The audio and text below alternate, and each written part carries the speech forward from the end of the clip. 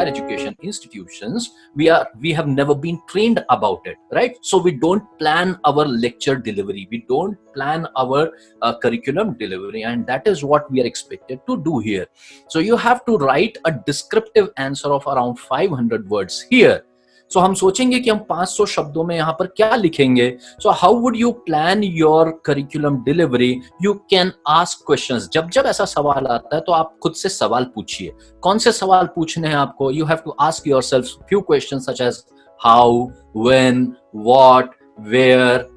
These are the questions that you need to ask. And when you go on asking questions, you will get answers and some more questions. कई बार हमें जवाब मिलेंगे और कई बार और सवाल आएंगे. So सबसे पहला step, the first step that you need to do for effective curriculum delivery is to have an academic calendar in place. कि हमारे फर्स्ट ईयर के क्लासेस कब शुरू होंगे, सेकेंड ईयर के क्लासेस कब शुरू होंगे, थर्ड ईयर के क्लासेस कब शुरू होंगे, एडमिशन कब शुरू होंगे, एडमिशंस के बाद प्रिंसिपल इंटरेक्ट करेंगे कि नहीं करेंगे स्टूडेंट्स के साथ, फिर पहली क्लास कब शुरू होगी, या हम कुछ स्टूडेंट इंडक्शन प्रोग्राम लेंगे क्या, और उसके बाद फिर जाकर के कहीं हम इवैल्यूएशन पर जाते हैं क्या, फिर हम डिपार्टमेंट्स की तरफ जाते हैं. So do we think about teaching plans? Do we think about timetables and workloads, etc.? So when you sit together, जब हम we have been actually going through this routine process every year. So when we gradually start thinking about it, we will realize that we need to have an academic calendar for this. We need to have a teaching plan for it. You have to plan your teaching. और एक ideal teaching plan क्या होता है कि हम आज क्या पढ़ाने वाले हैं और हम कैसे पढ़ाने वाले हैं. See, just to summarize, I'll tell you, you just do not go into class and start talking anything that you want. You actually prepare your topic, and when you go into your class, you actually take a review of what you have taught in the earlier lecture. Then you summarize everything, and then you touch the topic, the actual topic that you want to teach for the day. You interact with the students in between. Then you again summarize the topic that you have taught today, and then you gradually move towards what you will be talking about in the tomorrow's lecture. So this is how a teaching in class is planned. So do you have teaching plan in place? Do you think about what tools you would be using for delivering a particular lecture on that day? So that we usually, आज chart mood में आ गया तो chart लेकर के चले गए, आज मूड में आया तो ब्लैक बोर्ड पे चित्र बना दिया, आज मूड में आया तो बेंच पे बैठे बैठे ही पढ़ा दिया, या आज मूड में आया तो बच्चों को होमवर्क ही दे दिया या असाइनमेंट ही दे दिया. Teaching does not go like this. Teaching has to be a very, very planned affair, and that plan has to be written in a document which we call as teaching plan. For that matter, probably you would need to conduct, as head of the departments, the departmental meetings. You will have to think about learning outcomes. We'll talk about POs and COs in Criterion 2. You will have timetables, teaching learning resources, as I said. You will also develop a record of attendance. You may go on to have bridge courses and remedial courses. Eventually, the question banks and previous year question papers. And finally, a compiled report, which you call as teacher's diary in some cases. So if you bring together all these things, probably you would be in a situation to write down an essay, a descriptive answer of 500 words, right from academic calendar to departmental meeting to workload distribution, timetable, followed by teaching plans, and its verification by probably IQAC. This is what I talk in Criterion 6. So all these things summarized together will give answer to your question number 1. Coming to question number 2 is something where you are expected to adhere to academic calendar, including the code of conduct of continuous internal evaluation. So as we have discussed in the first question, we are expected to have an academic calendar. That means planning of a complete year. All right. Fine. Now this is again a qualitative question. That means you have to write an essay of 500 words. So you are expected to have an annual calendar, but at the same time incorporate the continuous internal evaluation into this academic calendar. as to when will you conduct the internal evaluations, the internal examination, when will you declare the results, when will you carry out the result analysis, etc. So if all these things they come into your academic calendar in a well planned way, you can answer this question as well. So nothing difficult in this case, but the only thing which one needs to focus is this, that is academic calendar. This, for example, is academic calendar of my institution. Now you can see 2019-20 academic calendar. You can see that each week has some activities which have been decided here. So for example, if I say annual teaching plan, the teachers are expected to draft their annual teaching plan D when? In the third week of June 2019. So if I say commencement of teaching for FY first year classes, F, when? In the 4th or 5th week of June. That is what commencement of teaching of first year classes. Similarly, if you go ahead now in the latter part of my academic calendar, can you see here first internal test of science faculty, now F. So this is EFGH. Now this is that part of the year, August month, 3rd, 4th or 5th week of August, first internal test of science faculty will take place. Similarly, if you see here, second internal test of science, D2M, you have H here. So again, 4th, 3rd, 4th or 5th week of September will be the second internal test of science faculty. Then you may also see somewhere in our academic calendar, we also have result analysis as well. So having continuous internal evaluation as part of your academic calendar is also very, very important. Frequent meetings of the exam unit also is very, very important that you can include in your academic calendar. So summarize your academic calendars, the things which you have put in the academic calendar along with the planning for continuous internal evaluation. As simple as that. So first two questions, not very difficult. The third one is even simpler. वो जो लोग डरते हैं ना NAAC के लिए, उनको मैं कहता हूँ कि और भी आसान है. So what is simpler? As a part of our duties as teachers, we keep on, assessing the papers. We keep on going for as external examiners for practicals, and we sometimes are members of board of studies or academic council and so on. So what are all those duties which you are performing? Those have to be enlisted here. What are those four categories? One, either you can be on academic council or BOS of the affiliating university. Not for all of us, but yes, in your college, few of the teachers would be on board of studies or academic council. Then many of us, we go for paper setting of undergraduate or postgraduate programs. Some of us, they design and develop curriculum for add-on certificate and diploma courses. This is not design and development of regular university courses. Those will be considered here as a part of BOS. Apart from that, are you designing some add-on certificate or diploma courses? And lastly, this is what we all do, assessment and evaluation. So if you are doing this, you have to choose the right option here. So either your teachers from the college are doing all these four activities, or maybe you are doing 3, 2 or 1 of these. So you just have to document these year, name of the teacher and the body where the teachers have participated, whether it is BOS, academic council. So, and you see you getting 10 marks. It is easy way of getting marks. We usually as a part of our duties are doing this.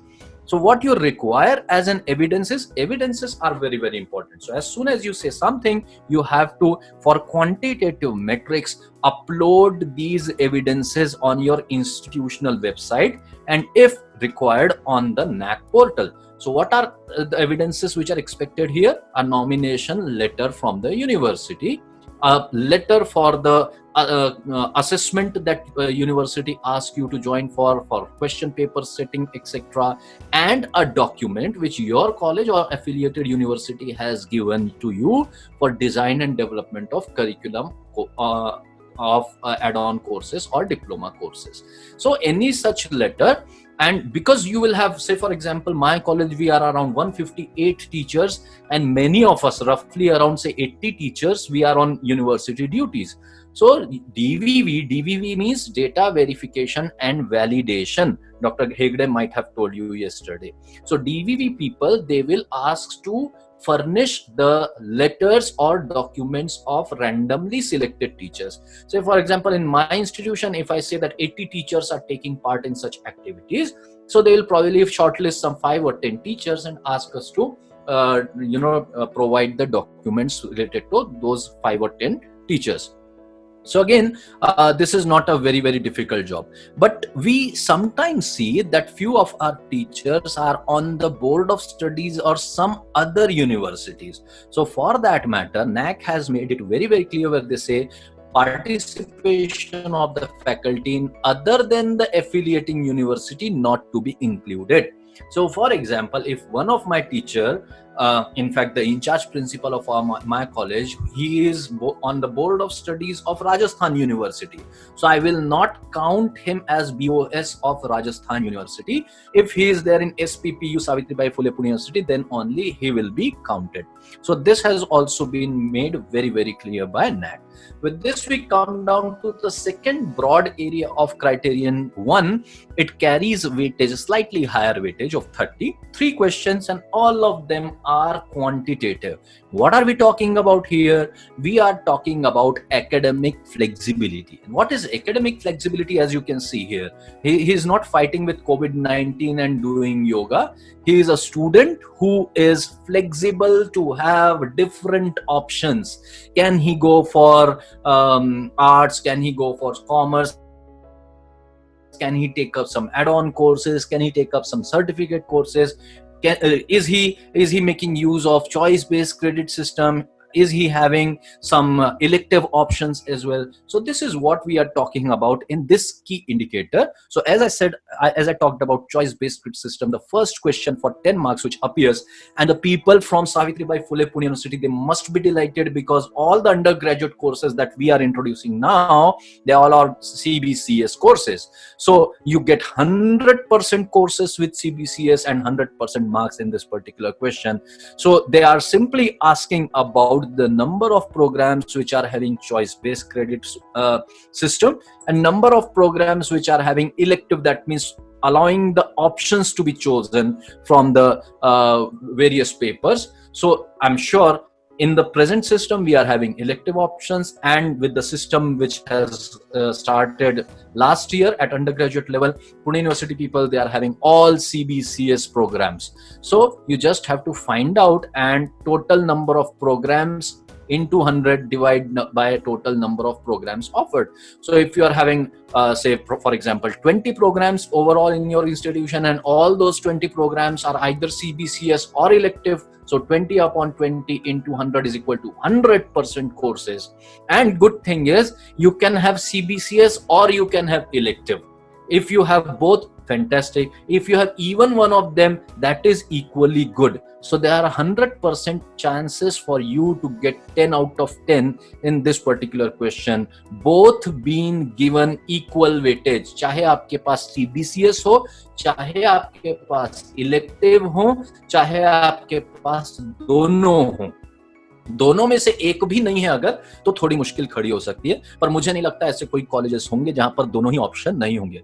So you simply have to write down the year of introduction, status of implementation, whether CBCS और elective, you have to choose and upload the relevant document. Now what is that relevant document that one can have? So you have to get a list. Those who have gone with the earlier NAAC methodology in the second or third cycle, they would remember NAAC used to ask for a letter from BCUD of the approved courses.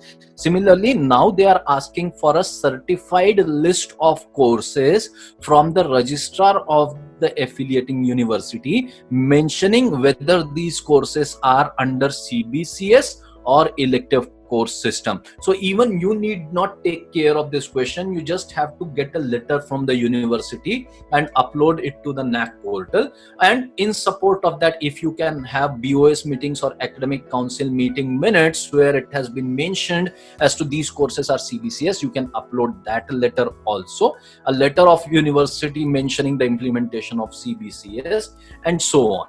So as I said, that it is not very difficult, because CBCS or elective or both can be considered. If you do not have any CBCS option and all are elective, that is equally good, so no need to worry.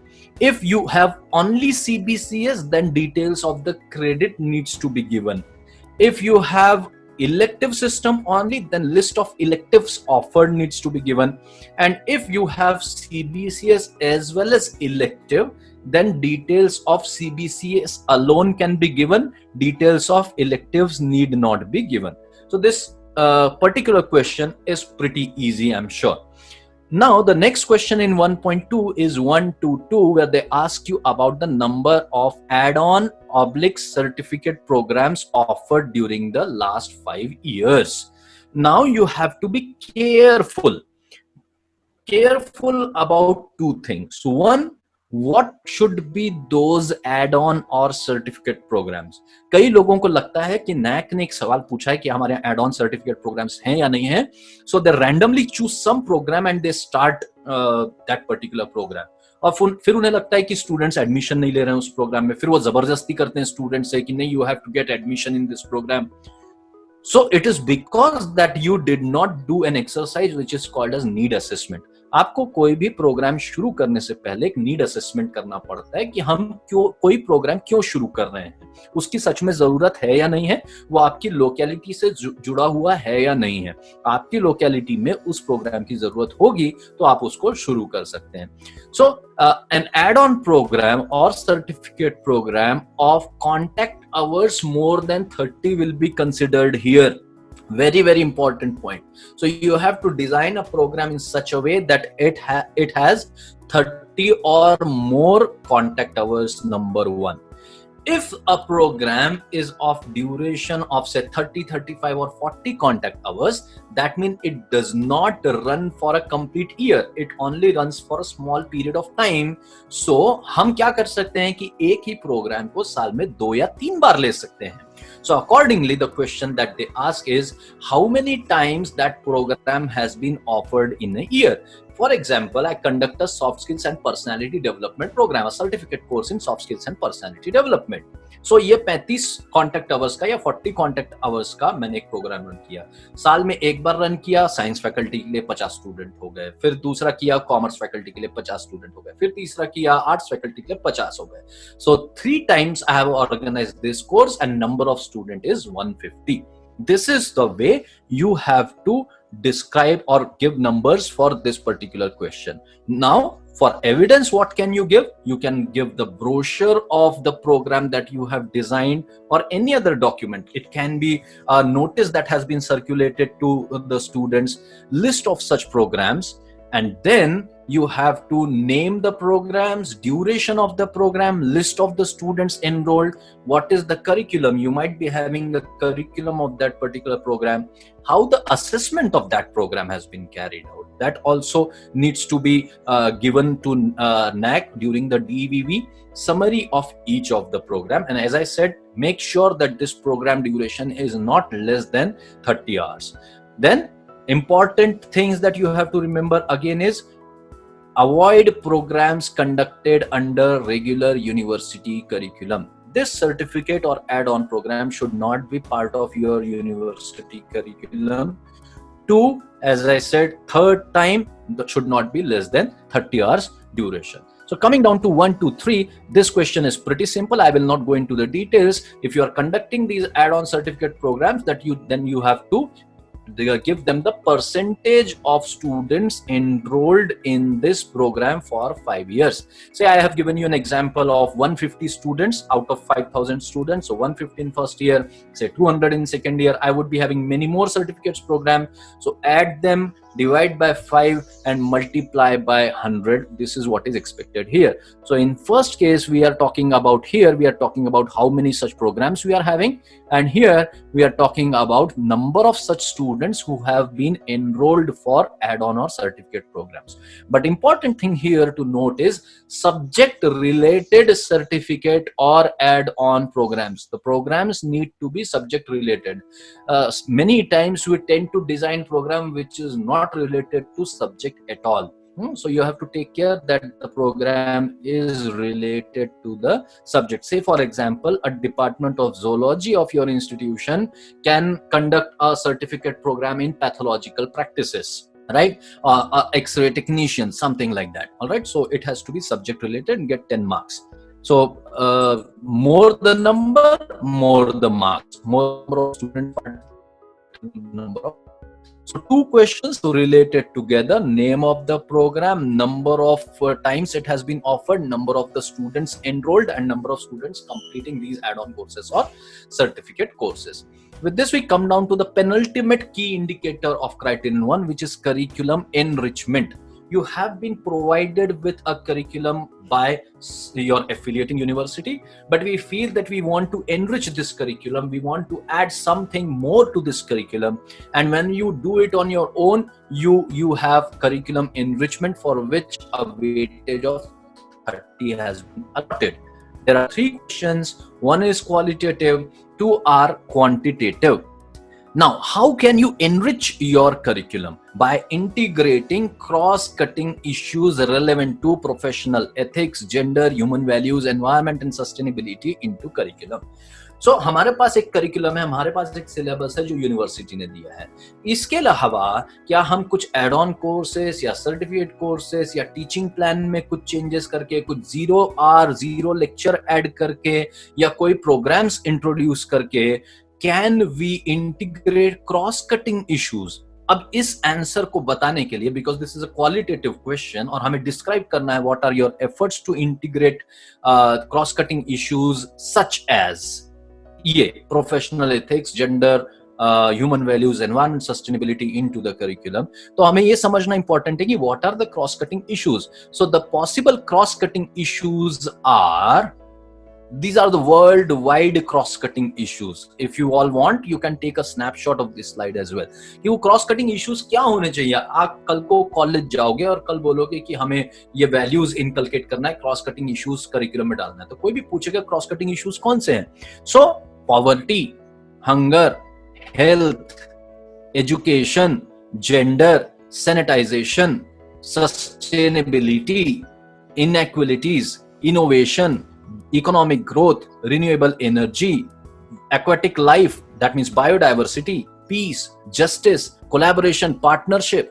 ये सारे जो हैं, all of these are cross-cutting issues. So if you are introducing any component in addition to the curriculum provided by the universities for such programs, for example, our college have this postgraduate diploma in human rights. So human rights, yes, one of the cross-cutting issues.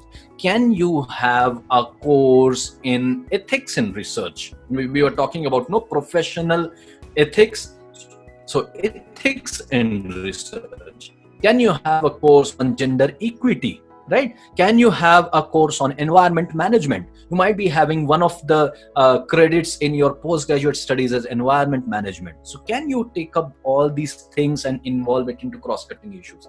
As a part of Pune University curriculum, we have an essential component of environmental awareness in second year BSc or second year of graduation. So that is integrating these cross-cutting issues into the curriculum. So you can definitely write an essay of 500 words, no big deal. But of course, the thing worth understanding here is cross-cutting issues क्या होता है.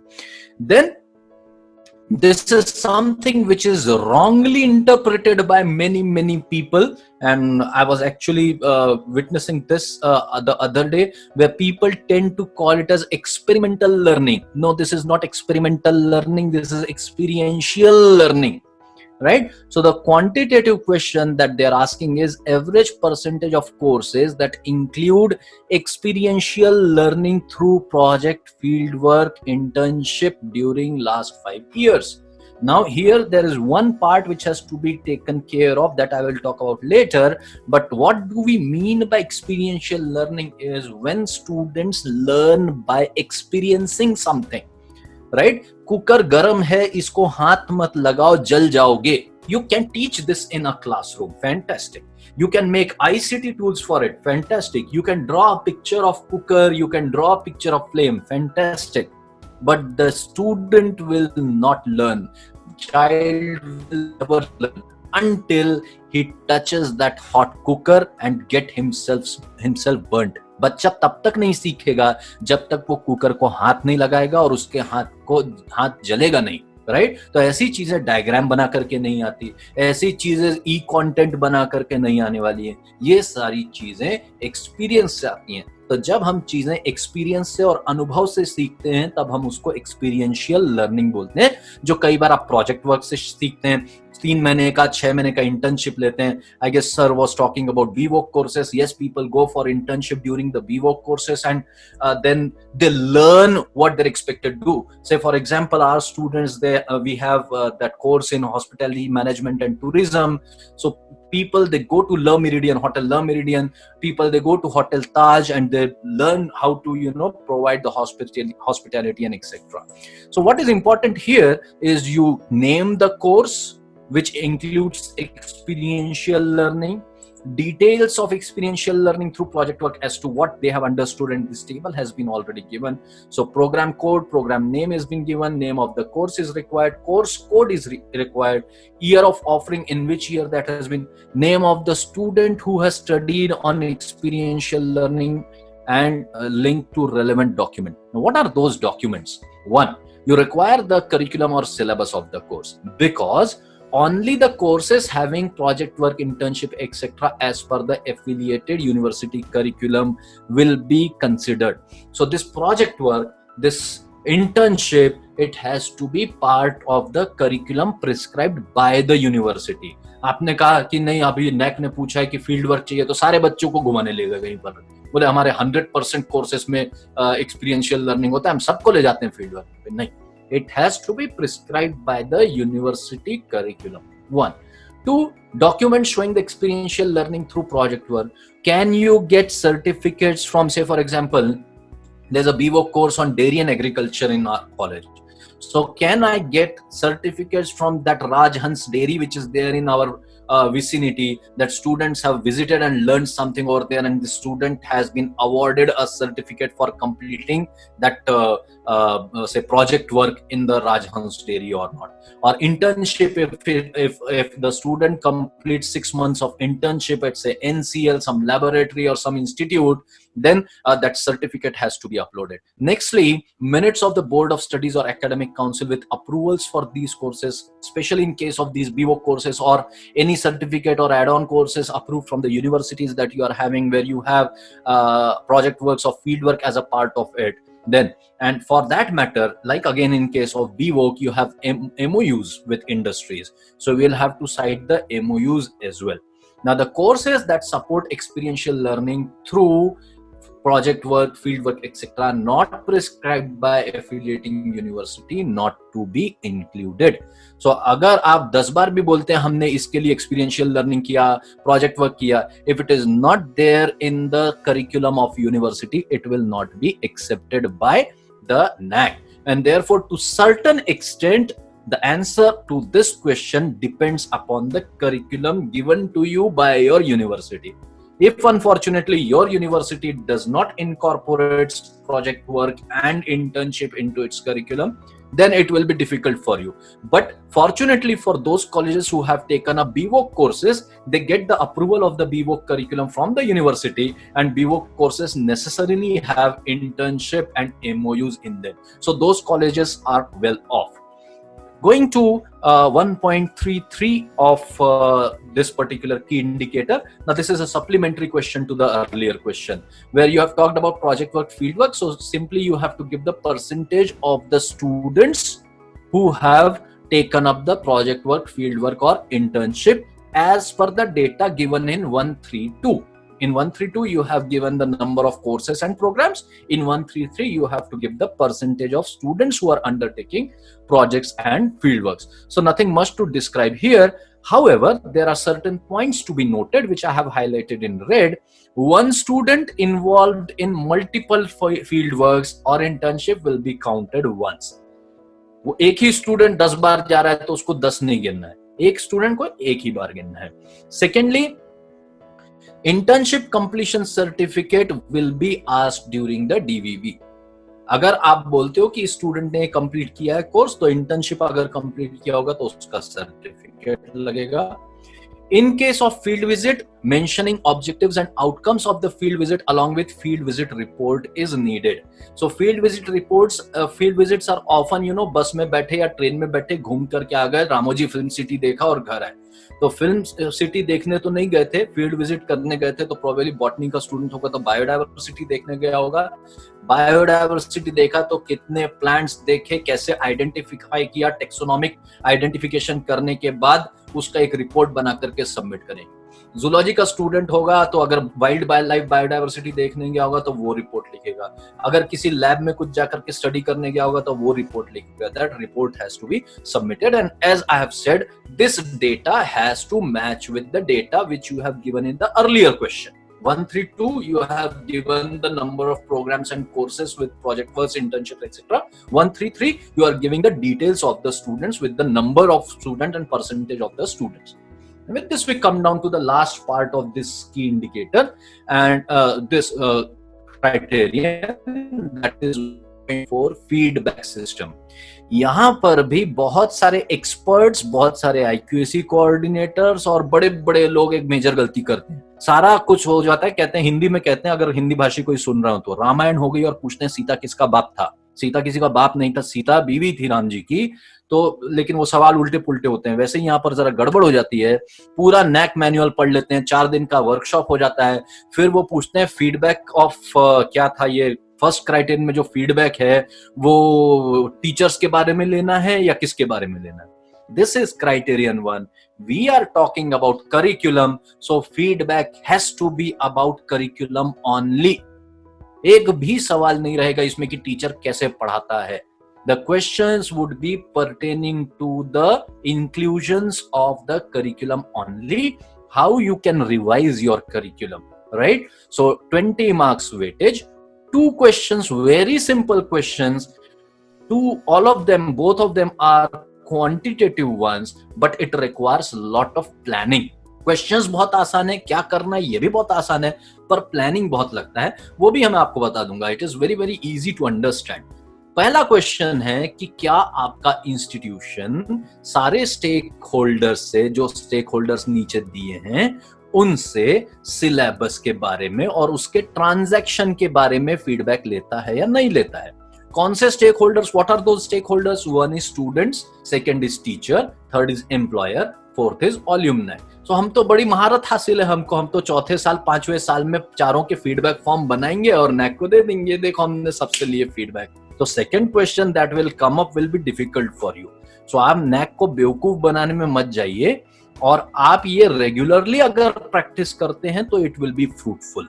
Now you can choose 4 options. हम student से लेंगे. अब student से हम किस पर्सपेक्टिव से पूछेंगे? लोग पूछते हैं ना, you can not give one type of feedback form to all the 4 stake holders.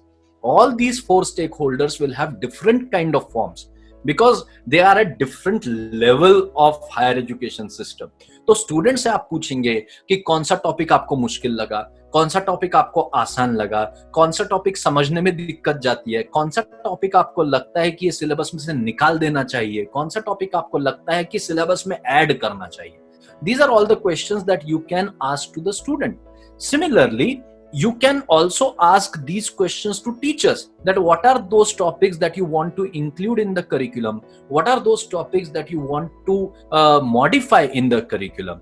But when you go to employers, your way of asking the question changes, and you suddenly ask the questions to employer as to what are those topics which according to you are not as per the job requirements, what are those topics that according to you should be included in the curriculum with respect to the market requirements. जब हम ऐसे questions पूछते हैं तो ये हम student से नहीं पूछेंगे, हम किससे पूछेंगे? एम्प्लॉयर से पूछेंगे। Similarly when you go to alumni, हमारे पुराने स्टूडेंट्स अगर पूछेंगे तो हम पूछेंगे what are those topics which you felt were good to fetch you employment. ऐसे कौन से टॉपिक्स थे जिनकी वजह से आपको लगता है कि आपको एम्प्लॉयमेंट मिलने में आसानी हुई? What are those topics which you think if they would have been in the curriculum would help you in seeking the employment? So alumni से पूछने वाले सवाल अलग हैं, एम्प्लॉयर से पूछे जाने वाले सवाल अलग हैं, स्टूडेंट से पूछे जाने वाले सवाल अलग हैं और टीचर्स से पूछे जाने वाले सवाल अलग हैं। So ideally you need 4 types of feedback forms for this particular question. 1, 2, the documentation that you have to do is very very important. So ये सारे फीडबैक रिपोर्ट जो आप जनरेट करेंगे, फीडबैक मिलाना आसान है, फीडबैक एनालाइज करना is the second process. So you have to analyse these feedbacks और उसका एक रिपोर्ट बनाना है। वो रिपोर्ट बना करके आपको आपके इंस्टीट्यूशनल वेबसाइट पे डालना है। उस रिपोर्ट को, that report you have to present in the governing council और बोर्ड ऑफ मैनेजमेंट और CDC of your institution, and then you have to also furnish the filled in feedback forms of all the stakeholders. कुछ भरे हुए form आप students के दीजिए, कुछ भरे हुए फॉर्म आप टीचर्स के दीजिए, कुछ भरे हुए फॉर्म आप एम्प्लॉयर्स के दीजिए और कुछ ऑल्यूमनाई के दीजिए। Then अगर in case of selecting A, B, C or D, provide 3 filled forms from each category. Her category के 3-3 फॉर्म्स तैयार रखिए और DVV can ask you for any randomly selected stakeholders. DVV से आ जाएगा कि आप हमको एम्प्लॉयर का फीडबैक कुछ भेज दीजिए, या DVV बोलेगा आप हमको ऑल्यूमनाई के कुछ फीडबैक भेज दीजिए। So you have to keep everything ready. This is one. And second part is much more important. पहला स्टेप हुआ collection of the feedback, second step हुआ analysis of the feedback. But my question to you is, are you the authorized agency to make changes in the curriculum? So in the affiliating system, unless you are autonomous, your answer would be no. You are not authorized to make the changes in the curriculum. So what are you expected to do? You are expected to collect your observations, analysis and send it to board of studies of the university. So that is called as action taken. हमने किया क्या वो feedback का? So analysis किया, analysis करने के बाद faculty wise sort out करके या सब्जेक्ट वाइज सॉर्ट आउट करके उसको रिस्पेक्टिव बोर्ड ऑफ स्टडीज पर भेजा। So you have these options. What are these options? You have collected feedback, you have analyzed, action has been taken and the feedback is available on the website. Second is you have collected feedback, you have analyzed and action has been taken. Third is feedback collected and analyzed. So ideally, as you would all say, that you want to go for the first option. कि आप feedback collect भी करते हैं, analyse भी करते हैं, action taken मतलब university को भेजते हैं, and then you make this feedback available on the website as well. I'm sorry, probably you would not be able to see my face. The power has gone off, but you can definitely listen to my voice, and that is more important, I guess, right? So the documentation that you would require here is feedback analysis report signed by the principal, department-wise action taken report. As I said, no. Say for example chemistry department का feedback analysis है, वो हमको university को भेजना है, तो department wise action taken report, department ने board of studies को एक लेटर लिखा and that action taken report has to be signed by the competent authority and it can be kept for the documentation purpose. Now action taken by the affiliating university on the feedback. If you feel that your feedback has been accepted by the university, you will have a copy of letter you have written, and you will also have copy of university syllabus where that suggestion has been incorporated. So bringing them together will furnish this evidence, action taken by the affiliating university. So if university takes effort to directly reply to your letter, well and good. If it doesn't, keep these two things together. One, your suggestion, and two, the curriculum where you see that modification. And more importantly, feedback report should be hosted on the institutional website. So questions, they seem to be very, very easy, but you have to have a great planning for implementing these two questions. So I guess with this, we have come down to the end of Criterion 1. This has taken me 1 hour, and in the remaining 1 hour, I have to finish with Criterion 2 as well. I'm sure there would be questions. I don't see any question in Q&A section, and I request the participants to put their questions in Q&A section, because in chat box it will be difficult to find out those questions. There are many questions from, there is weak signal, then there are some good afternoon messages. So if there are certain questions, please put them in Q&A section. All right, thank you. So if the organizers allow me, shall I go ahead with the second criterion or take up the questions for first criterion? For the second criterion. Then okay. At the end of session, we'll go for question answer. All right, all right. So now we'll head towards Criterion 2. Let me have a sip of water. This is of course not what I'm going to talk about. Criterion 5. I have PPTs related to all criterion in different sequence. So this 5th is coming up. I'll quickly switch over to Criterion 2.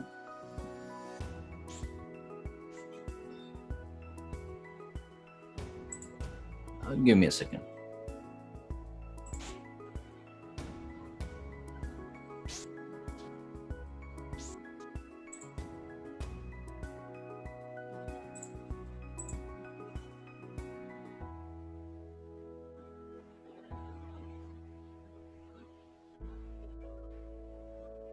Yeah.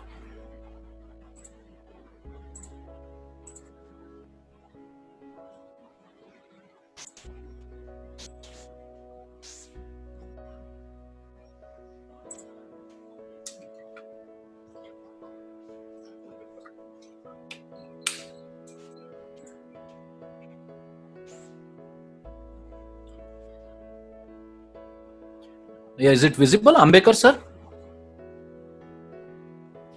Yes, sir, visible. Fine. Yes, sir. Yeah, thank you.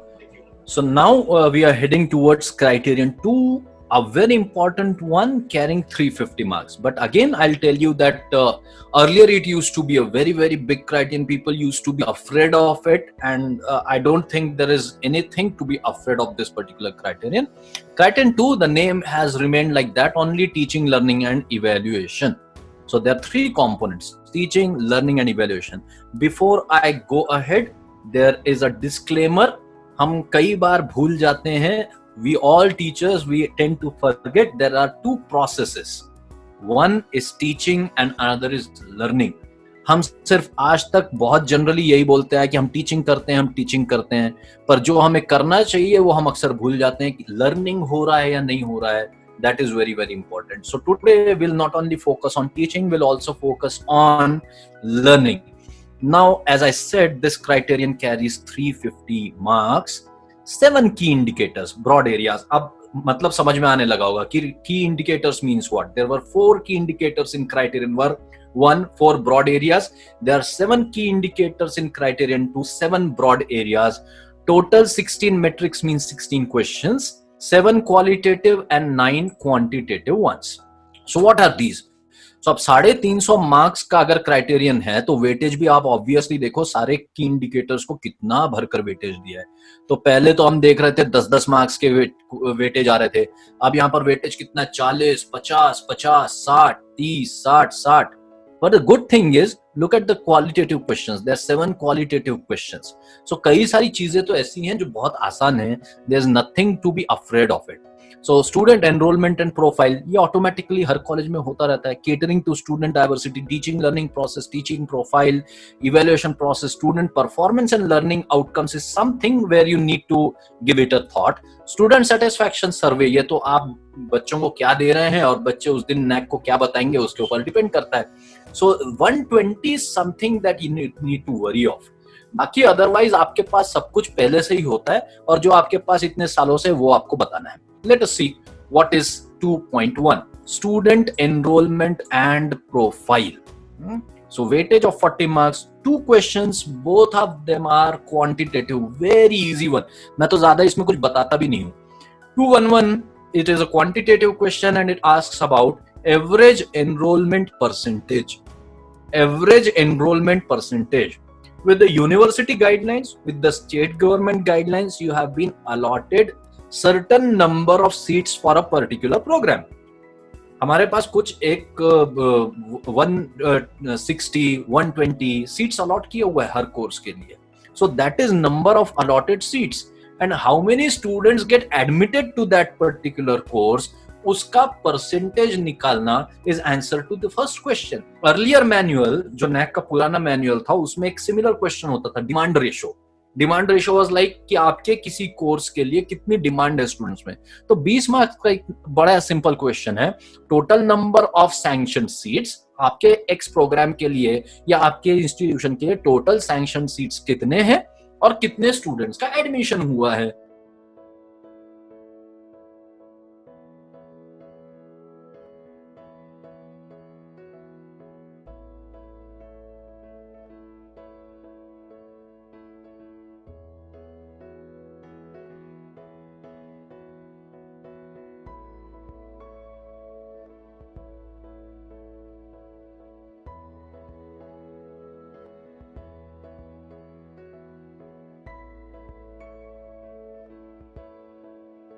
एक अक्टूबर को हमारे यहाँ student finalise हो जाता है. That approved list of the student has to be given here and sanctioned list of intake from the university has to be given and calculation कर करके आप ये दे दीजिए. सो नंबर ऑफ जितना ज्यादा इसका परसेंटेज रहेगा उतने ज्यादा इसके लिए मार्क्स मिलेंगे.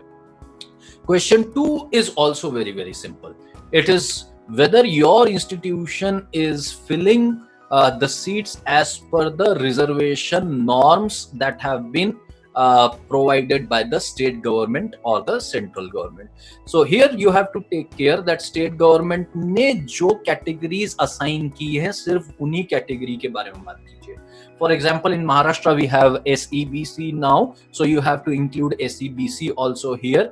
And reservation policies जो state government की हैं, whether it is the reservation policy of 2001 and where SEBC has come reservation policy 2014, वो दोनों letters upload करके NAAC को भेजने पड़ते हैं because they are not aware of the reservation policy of Maharashtra or for matter your state. So you have to upload these policies also and also ensure that you count only those seats which are filled against the quota. यानी generally कई बार what happens is that on the basis of merit you admit some students into open categories. So you have to count only those seats which are filled against quota here, and accordingly marks would be granted to you. So there's nothing new here. A table has been given in DVV data sheet. You have to fill number of students, total number of students, total number of SC students, total number of ST, total number of OBC, disabled, etc. as per the government norms. So these two questions are something that no thought process has to go into. But here onwards, you have to think. What you have to think is the key indicator 2.2, catering to student diversity. We have to understand that students, they come from different backgrounds into our institution, and that they come from different backgrounds. You have to cater to their requirements depending upon the background from where they are coming, and accordingly this has been assigned a weightage of 50. There are two questions only, one is qualitative and one is quantitative. So now you would realize कि हमें लग रहा था कि Criterion 2 बहुत बड़ा कुछ तो होने वाला है, लेकिन पहले दो क्वेश्चंस तो देख के बहुत ही आसान है.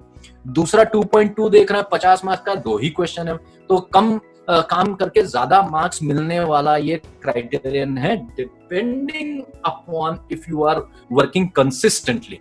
बिकॉज अब मार्क्स क्यों ज्यादा है, 350 मार्क्स क्यों है? बिकॉज किसी भी हायर एजुकेशन सिस्टम का जो कोर है वो टीचिंग, लर्निंग एंड इवेल्युएशन है. स्टूडेंट सपोर्ट कोर नहीं है, रिसर्च कोर नहीं है, गवर्नेंस कोर नहीं है, ग्रीन ऑडिट कोर नहीं है. What is core? Teaching learning core है, इसलिए 350 का वेटेज है. आप अगर यहाँ अच्छा काम करते हैं, you are bound to fetch good marks.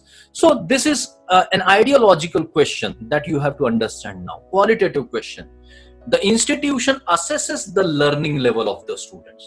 हम स्टूडेंट्स के लर्निंग लेवल को असेस करते हैं. एक बहुत अच्छा कार्टून या एनिमेशन व्हाट्सएप पे या फेसबुक पे आया था कि हमारा हायर एजुकेशन सिस्टम कैसा है कि एक सुरंग है, एक बोगदा है, एक गुफा है जिसमें से हाथी भी जा रहे हैं, इंसान भी जा रहा है और बंदर भी जा रहे हैं, चिड़िया भी जा रही है और हम सब चाहते हैं कि वो सारे होशियार बन करके निकले। पर हर किसी की कैपेबिलिटी, हर किसी की कॉम्पिटेंसी अलग अलग है। ये हम हमारे स्टूडेंट्स के बारे में सोचते ही नहीं है। So can you address your students depending upon their levels? तो हम पहले तो असेस करें ना कि स्टूडेंट्स कैसे हैं। So do you have a mechanism to assess the learning levels of the students, and accordingly you may find that you have some advanced learners, you may have slow learners also. So what is that mechanism to identify the advanced learners and slow learners in your institution, and whether you are having some special programs for them? So this carries a weightage of 30 marks. इसके लिए 30 marks का weightage है. This is very very important. So we'll now try to ascertain ऐसी कौन सी जगह है जहां पर हम स्टूडेंट्स को कैटेगराइज कर सकते हैं कि ये स्लो लर्नर्स हैं या ये एडवांस लर्नर्स हैं. आप सबने, every one of you has seen तारे ज़मीं पर. Now this is a very realistic example that Ishan Nand Kishore Awasthi, the student, आप अगर उसके मैथमेटिक्स के मार्क्स देखेंगे तो आप उसको बोलेंगे कि यार ये तो स्लो लर्नर है, इसको तो, या इंग्लिश ग्रामर देखोगे तो आप बोलोगे दिस इज स्लो लर्नर, ये ग्रास्प नहीं कर पाता, ये लिख नहीं पाता. पर क्या आप उसकी ड्राइंग और पेंटिंग देखने के बाद उसको स्लो लर्नर बोलेंगे क्या?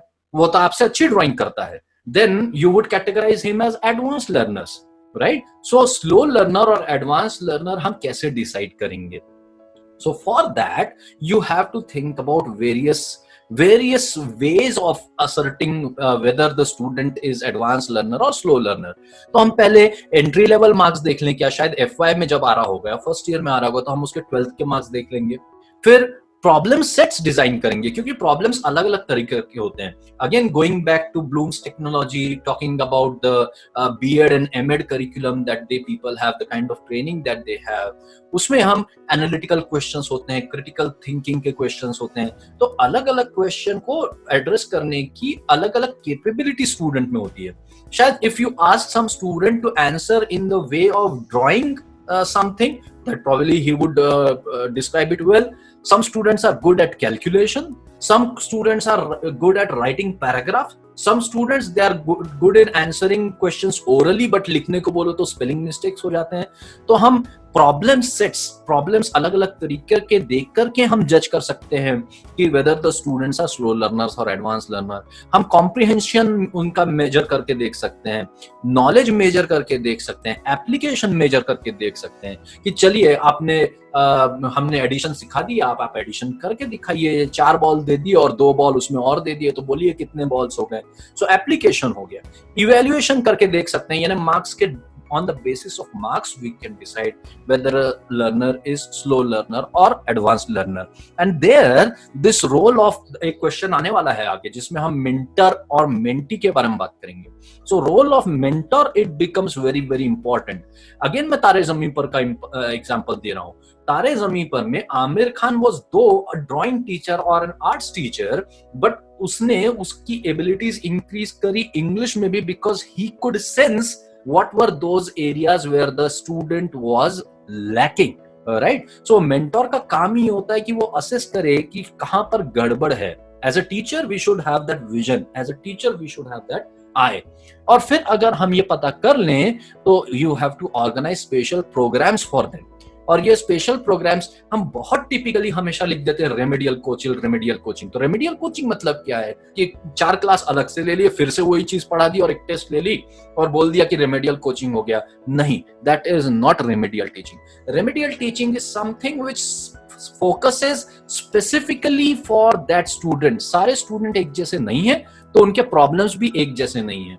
क्या प्रॉब्लम है ये आइडेंटिफाई करके उसको जो इलाज हम देते हैं वो उसके लिए रेमेडियल टीचिंग होती है. So if a student is poor at writing or describing, probably he needs a remedial coaching in English. A student who is very good at zoology but is not good at writing, so he needs a coaching in English. A student who is very good at zoology again but is not good in computational biology. You see, अगर यहाँ पर कोई biology के teacher होंगे तो zoology का ही एक part है computational biology, but because उसमें mathematics आ जाता है, calculation आ जाता है, I need to send him to mathematics class. Right? So क्या डिफिकल्टी है ये डिसाइड करता है कि उसको हम रेमेडी में क्या देने वाले हैं, क्या कौन सी बीमारी हुई है उसके ऊपर डिपेंड करता है। मुझे खांसी आ रही है, ऑल राइट, पर खांसी क्यों आ रही है? मुझे कोरोना की वजह से खांसी आ रही है, मुझे फ्लू की वजह से खांसी आ रही है, मुझे मलेरिया की वजह से खांसी आ रही है, that would decide the medicine, right? So slow learners में अलग अलग टाइप्स होते हैं, will not describe because we are having limited time here, but then you can do compensatory teaching. So depending upon हम आइडेंटिफाई कर रहे हैं उसको प्रॉब्लम क्या है। कॉम्पनसेटरी मतलब हम कॉम्पनसेट कर रहे हैं, उसके पास एक चीज नहीं है। किसी आप नोटिस करो इन नेचर, ट्रेन में देखोगे, बस में देखोगे, कई बार ये बहुत अच्छा गाने वाले जो होते हैं वो अंधे होते हैं। नेचर हैज कॉम्पनसेटेड देम, जब कोई चीज छीन ली जाती है तो कोई एडिशनल चीज देनी पड़ती है। So similarly if that student is weak in certain area, then you have to compensate it with maybe pictures, films, videos, live experiences, घुमाने लेकर के जाओ, क्ले मॉडलिंग कराओ, वीडियोस दिखाओ, क्या कर सकते हैं उसके लिए। हाँ, एक्टिविटीज के थ्रू, किसी टेक्निक के थ्रू आपको उस बच्चे की डेफिशिएंसी जो है वो कम करनी है through various means, and that is called as remedial teaching. So what I have done on the basis of evaluation is design an Excel sheet. Slow learner के लिए NAAC ने उनके ग्लॉसरी में लिखा है कि any students who get less marks than the average of the class का average जो है उससे भी कम मार्क्स जिसको आते हैं उसको आप स्लो लर्नर्स के रूप में आइडेंटिफाई कीजिए बेस्ड ऑन इवेल्युएशन. और मैं जनरली असेस करता हूं कि 75 एंड अबव इसको जिसको मार्क्स मिल जाते हैं उसको मैं एडवांस के रूप में आइडेंटिफाई करता हूं, और anybody in between is average learner. So my idea of doing exercises is कि मैं स्लो लर्नर को धीरे धीरे एवरेज और एडवांस की तरफ लेकर के जाऊं, एवरेज लर्नर को धीरे धीरे एडवांस की तरफ लेकर के जाऊं, at the same time ensuring कि एडवांस लर्नर रिमेन्स एडवांस. उसको मैं अलग क्या दे सकता हूं? Can I give him student research scheme? Can I encourage him to go for research publications? Can I encourage him to go for internships and do project work? Can I encourage him to go for Avishkar research competition and so on? So advanced learners के लिए आप क्या कर रहे हो और slow learners के लिए क्या कर रहे हो, that has to be described in this question. So qualitative question है, but बहुत सारी चीजें उसमें आ सकती है. Then 2.2 is student to full-time teacher ratio. Now this question correlates with 2.4.3 where PAN card details of the teachers and experiences of the teacher has been asked. तो पहले तो we'll first go through this quantitative question where student to full-time teacher ratio. Now आपका एक question होगा, student तो आपको पता है number of students which have been enrolled in the institution, but what is the full-time teacher? So as per the NAAC glossary, a teacher employed for at least 90% of statutory number of hours of work for a full-time teacher over a complete academic year is classified as a full-time teacher. So 11 महीने के लिए हो या 10 महीने के लिए हो, अगर उसका वर्कलोड एक नॉर्मल टीचर के वर्कलोड के 90% या अबव है, it will be taken as full-time teacher. No approval is needed. Approval लेने की यूनिवर्सिटी की जरूरत नहीं है. It can be a non grant teacher as well. आपने लिख करके दे दिया इसका इतना वर्कलोड है, ये फुल टाइम 11 महीने के लिए है, पूरे साल के लिए है, it's perfectly all right. So total number of students upon total number of full time teacher is what is expected here.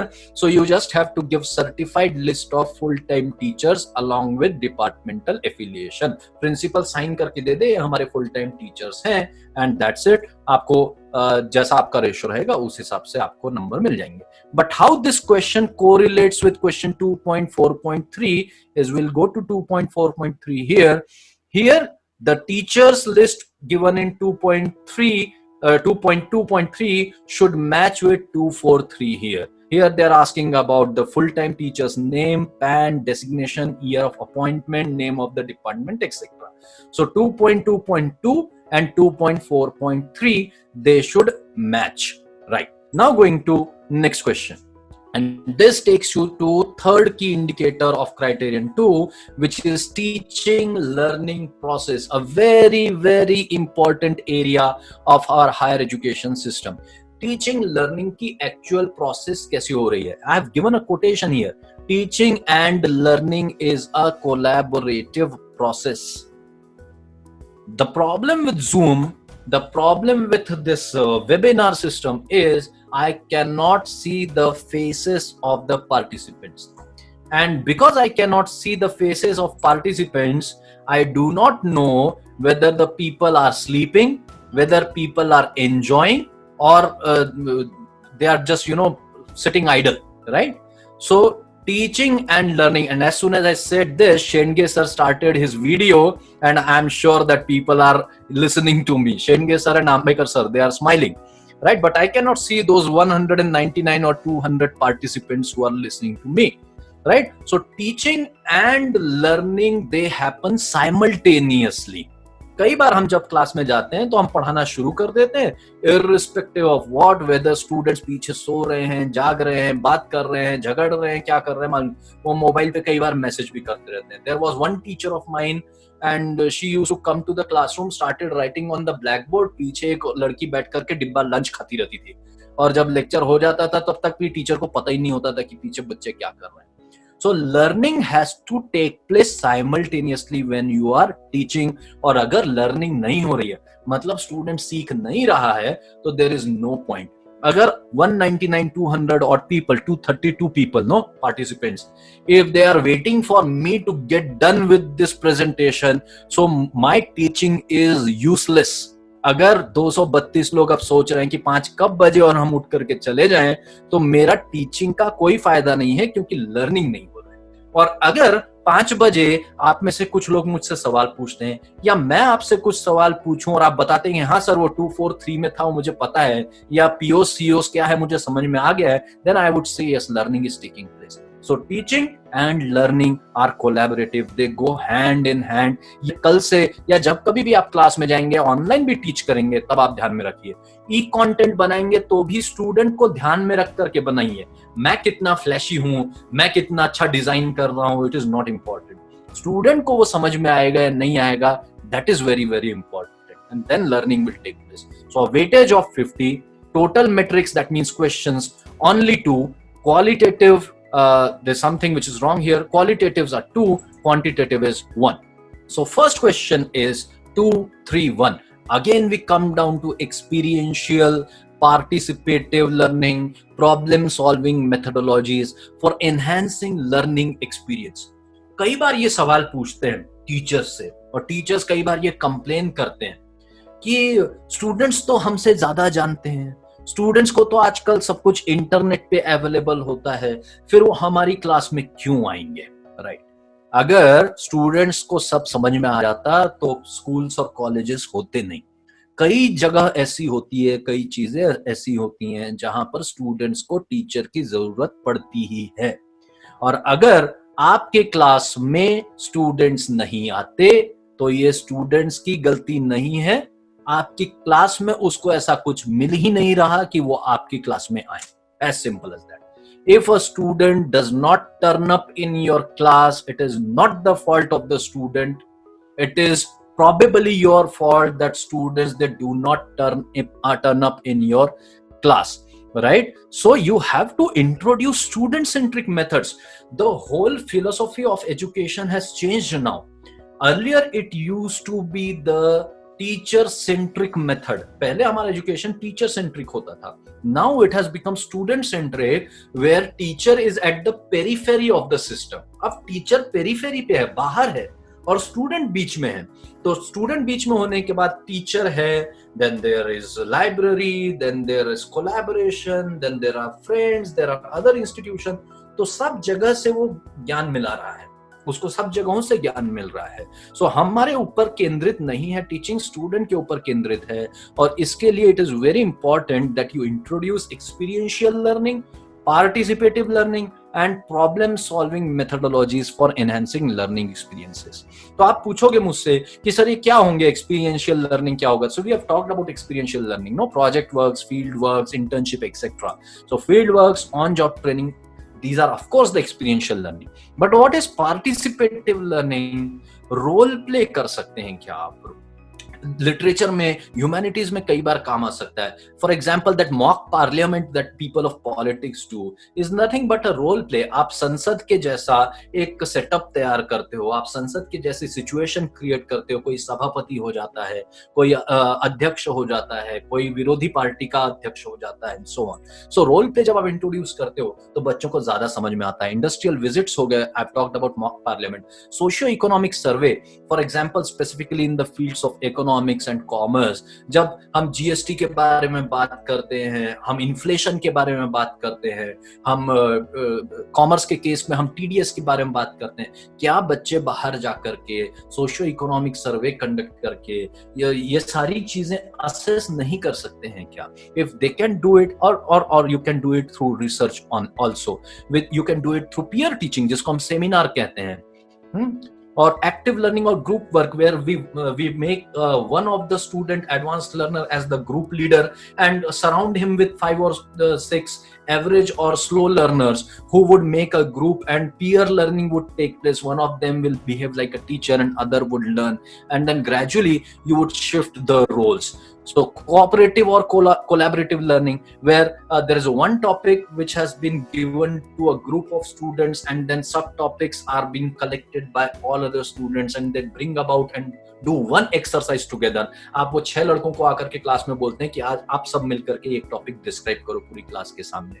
So these are all the ways where you can use the problem solving methodologies, participative learning, experiential learning. But what is problem solving methodologies? कई लोग मुझसे पूछते हैं कि problem solving methodology क्या होती है. तो problem solving methodology का मतलब ये होता है कि we always say this, that there can be problems, but the way to address the problems can be different for different people, right? तो मुझे लगता है कि किसी प्रॉब्लम का सॉल्यूशन X है और आपको भी लगता है कि उस प्रॉब्लम का सॉल्यूशन X है, पर जिस तरह से मैं उस सॉल्यूशन तक पहुंचता हूं और जिस तरह से आप उस सॉल्यूशन तक पहुंचते हैं वो स्टेप्स शायद अलग अलग हो सकते हैं. या ऐसा भी हो सकता है कि मेरे पास उसी प्रॉब्लम का कोई दूसरा भी सॉल्यूशन हो.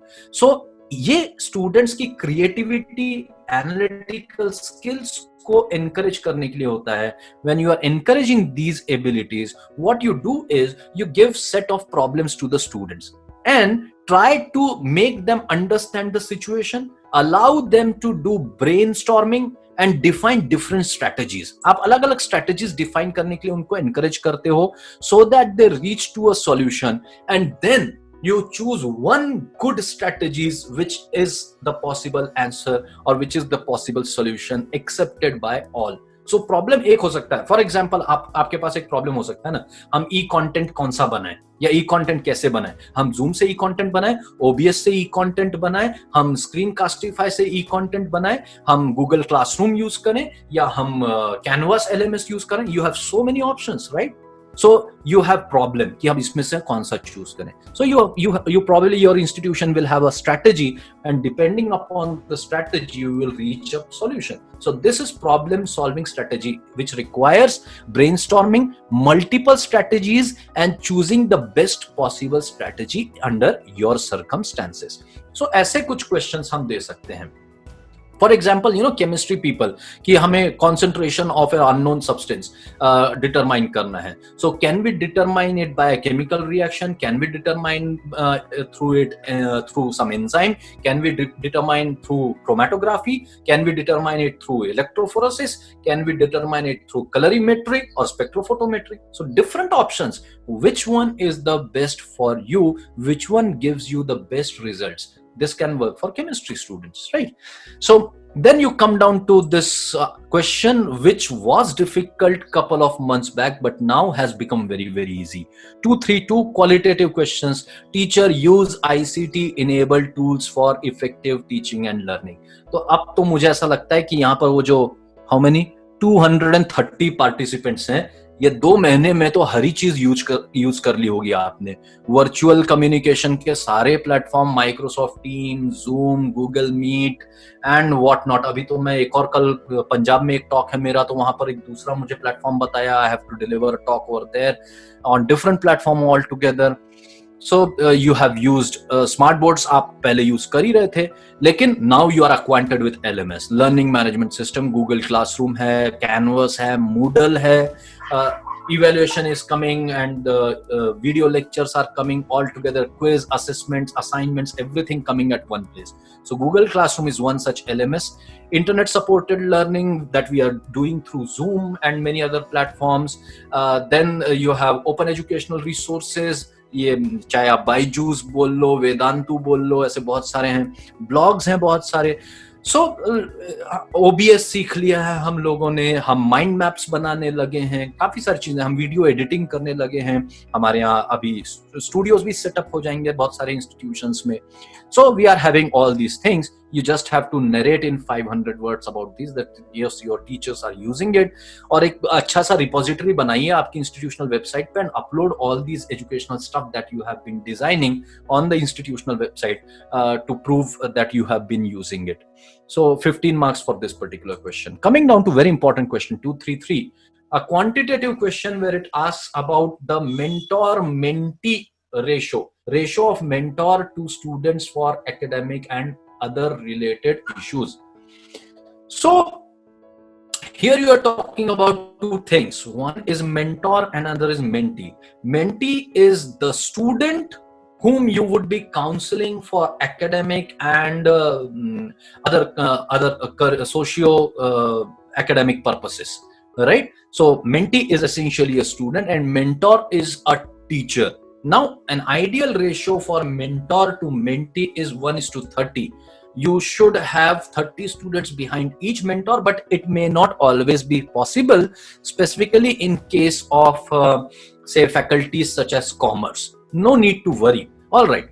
But then what is important is that you need to have, every mentor should have a booklet, where if he has been assigned with say 20 students, then he should have a kundali of that student as to what is background of that student, what is the present day status, whether he is computer literate, what are his language skills, what is his performance is the first internal test, in the second internal test, what are his strengths, what is his weaknesses, and so on. So whole kundali is available with the mentor, and he gets in touch with this mentee students frequently. Ideally, what one should do is, if in the first year 30 students are allotted to me, I should be with those 30 students till the end of the program. Normally, when the year changes, people change the mentor, which is a bad practice.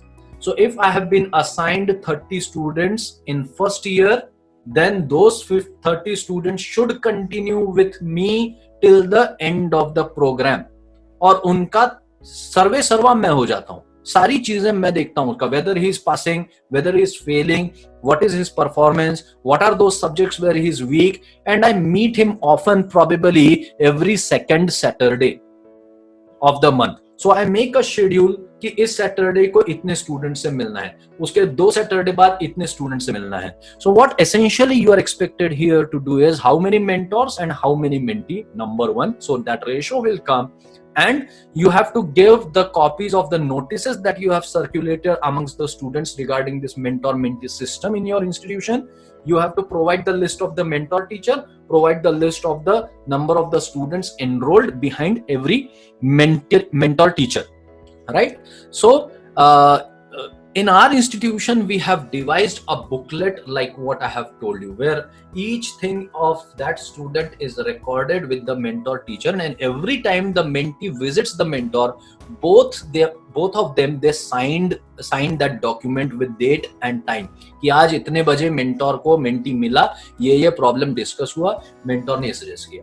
Now as a mentor, हम कोई ब्रह्मदेव है नहीं, हम ब्रह्मा नहीं है कि हम हर problem solve कर देंगे, right? So sometimes it happens that a student is interested probably a career in chemistry, and he comes down to me. I'm a teacher in zoology.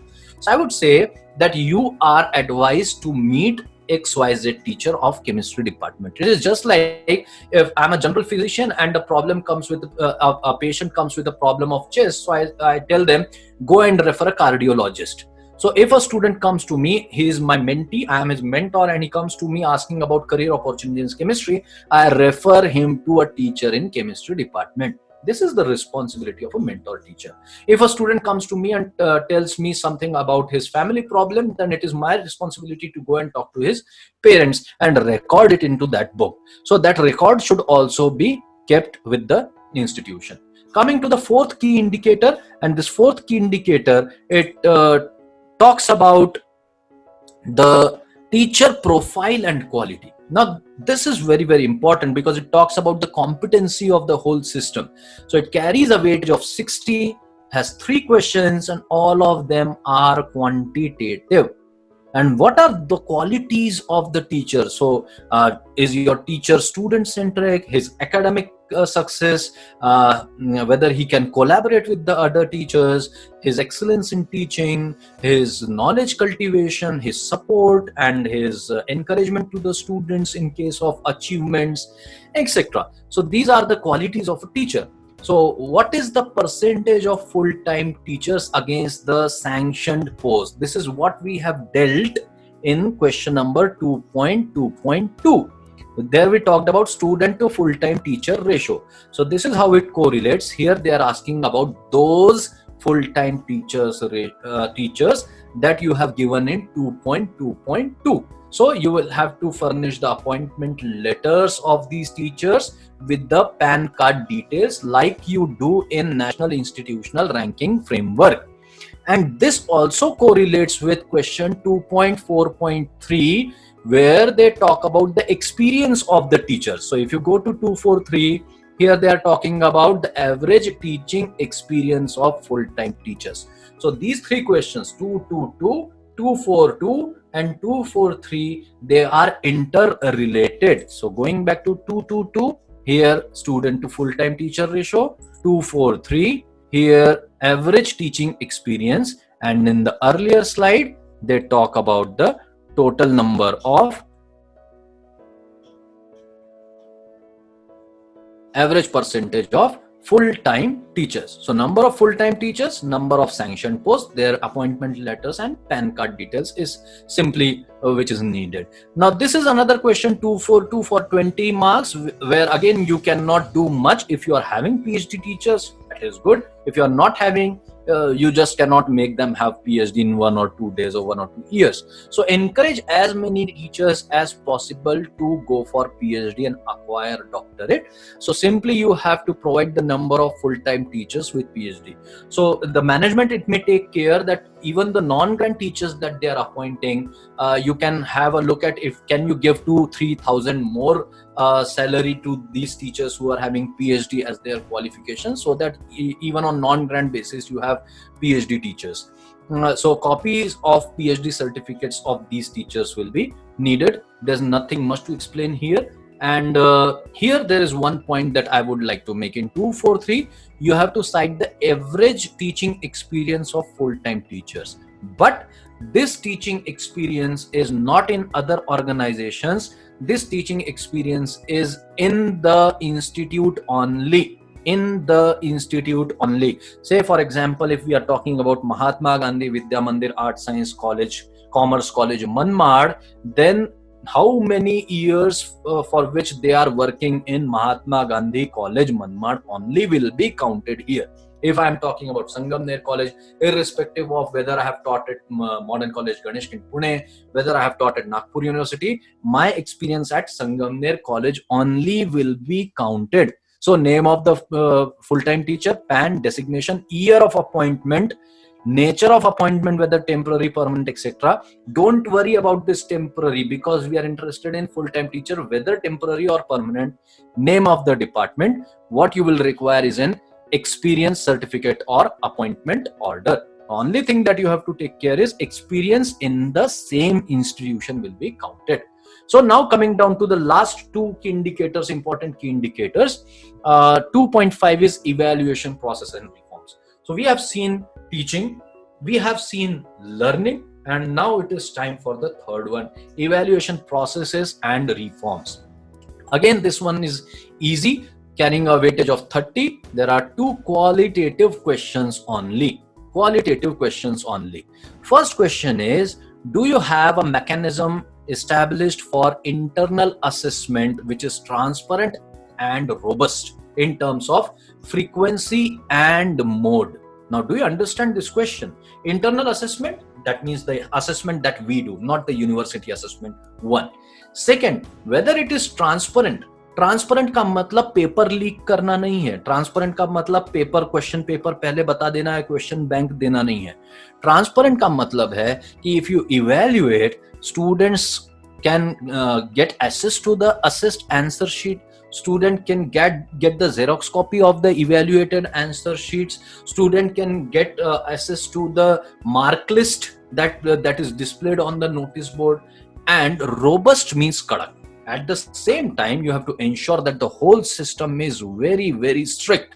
Copy cases नहीं होती आपके यहाँ, या I have been to some colleges in Pune and it is horrible. I mean, जब exams वहां पर conduct होती हैं तो ऐसे कागज की चिट्ठियां नीचे गिरती हैं और पूरे टॉयलेट से लेकर के रोड तक सिर्फ कागज ही कागज भरे रहते हैं. Who would trust such education system, right? So if you want to have that faith in the education system, I at Sangamner College guarantee कि हमारे यहाँ जूनियर सुपरवाइजर से लेकर के सीनियर सुपरवाइजर तक किसी की हिम्मत नहीं, एक कड़क नजर होती है, सीसीटीवी कैमरा लगाने की जरूरत नहीं. Everybody is so vigilant that we ensure that no copy is being done, and if a copy is found, copy cases are being done. So hardly there are certain copy cases, but we ensure even in internal assessment there are no copies at all. So what is the frequency of the internal assessment? क्या एक बार internal assessment ले लिया और छोड़ दिया? I've told you August and September. You have seen my academic calendar. So frequency. What is the mode of evaluation? क्या आप हमेशा objective test ही लेते हैं? क्या आप हमेशा descriptive test ही लेते हैं? क्या कभी आप online test भी लेते हैं? क्या आप कभी activity test लेते हैं? क्या आप कभी oral test लेते हैं? Do you sometimes conduct open book test, etc.? Do you conduct test on the basis of group discussions also? Do you sometimes conduct quizzes also? So we have various means of internal assessment, but what is important is that you ensure transparency and robustness in that system. So you will require an academic calendar where you have talked about the planning of the assessment, and you have to understand this philosophy of summative and formative assessment. Summative assessment मतलब साल भर पढ़ाने के बाद university का exam दे दिया और उसके मार्क्स आ गए, that is summative examination. But what we do in the class every day, on the basis of group discussion, on the basis of say seminars that we conduct, that is called as formative assessment. So that formative assessment, thanks to CBCS, has come into the play very much, and you have to keep due records of both these assessment methods. Actual internal assessment implementation and its record explaining transparency and robustness has all to be. Say for example, you display the mark list of the students, so you can write down the mark list was displayed on such and such date, was taken, removed, the notice was, or the mark list was removed from the notice board on such and such date. Or if you have that record where the students ask for revaluation or the Xerox copy of the answer sheets, those records will also come into the play when peer team will visit your institution. So of course, this question being qualitative, it is associated with the assessment from the peer team. Then coming to the last question of 2.5, which talks about the mechanism to deal with internal examination related grievances in whether they are transparent, time bound and efficient. So कई बार internal examination से related grievances होती हैं. So do you have a grievance redressal policy in place? Like you know, in many government bodies you have something called a citizen charter. What is the citizen charter? Passport office में आकर जाएंगे तो वहां पर भी एक policy होती है कि एप्लीकेशन आने के इतने दिन के बाद में एप्लीकेशन एक्सेप्ट होती है, उसके इतने दिन में बाद में पुलिस वेरिफिकेशन होता है, उसके इतने दिन बाद में स्पीड पोस्ट से पासपोर्ट भेजा जाता है. सो do you have a grievance redressal policy for the institutional examination if student has certain kind of complaint with respect to internal evaluation? Then he can lodge a complaint. That complaint or the grievance should be redressed. Communication of that redressal policy to the stakeholders means to parents, the students and the teachers. Setting and practicing the procedural matters, the documentation. तो students के letters आएंगे तो हमारे पास कोई committee है जो उनको address करती है, और उसके बाद अगर कुछ ऐसा होता है तो उसके corrective and preventive measures. For example, in Pune University, FY assessment has gone to the colleges themselves. So do you have that internal grievance committee who will take care of all these grievances, revaluation, mark list errors, Xerox copies, etc.? There has to be a committee which is taking care of all these things. So documents pertaining to that can be kept in the exam unit of your institution. So nothing much difficult again. Yes. Now this is that part, as I said, which is new to most of us. And what is this talks about? 2.6, the penultimate part of Criterion 2, student performance and learning outcome. हम class में जाते थे, हम पढ़ाते थे, पर student तक क्या पहुंचता है ये हमने कभी मेजर नहीं किया, हमने ये सोचा भी नहीं कि वो हमें मेजर करना चाहिए. अगर हम बोल दें कि मैंने आज ये पढ़ाया आप लोगों को, Criterion 1 and Criterion 2 I have described today. If somebody asks me to quantify to what extent I could give what was expected, so it will be difficult, right? So how can I assess the learning levels? How can I assess the student performance? That has to be dealt in key indicator 2.6 of Criterion 2. It carries 60 marks weightage, so high weightage.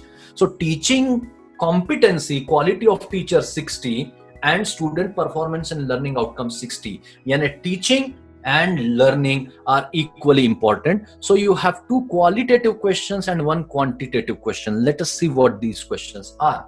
So first one is, teacher and students are aware of the stated program and course outcomes of the programs offered by the institution.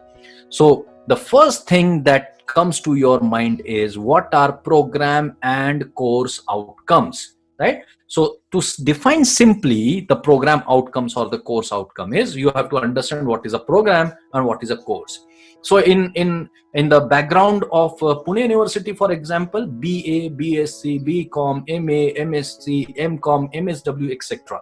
These are all programs. BE, all these are all programs, right? And program specific, when you say, then as I say, BA in economics, it becomes program specific, right?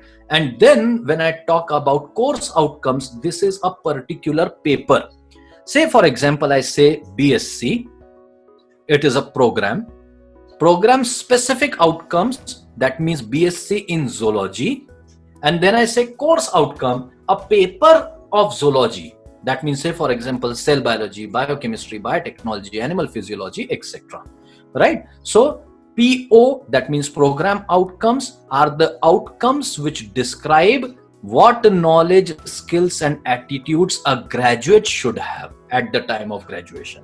So ये general होते हैं, programme outcomes general होते हैं कि एक arts का graduate क्या सीखता है. सो एक आर्ट्स का ग्रेजुएट शायद कम्युनिकेशन सीख जाता है, एक आर्ट्स का ग्रेजुएट शायद एक्सप्रेशन ऑफ थॉट्स सीख जाता है, एक आर्ट्स का ग्रेजुएट शायद क्रिएटिव थिंकिंग सीख जाता है, एक आर्ट का ग्रेजुएट शायद लीडरशिप सीख जाता है. So these are general outcome of a graduate program. But when you say something very specific कि से आर्ट्स का ग्रेजुएट इन कॉमर्स, आर्ट्स का graduate in economics, say for example, so you would say that a graduate in economics should be proficient in economic policies, socio-economic background in India, microeconomics, macroeconomics, etc. या मैं कहूंगा कि a graduate in zoology, then I would say that he should be able to understand the classification of the organisms, the animals, the animal tissues, etc. Right? So program specific में हम उस subject की बात करते हैं. So objective specific to a discipline, zoology, economics, commerce, political science, chemistry, etc. Course outcomes, statements that describe what students should be able to do at the end of a course. So if say for example in chemistry, if he's doing polymer chemistry, तो polymer chemistry में क्या?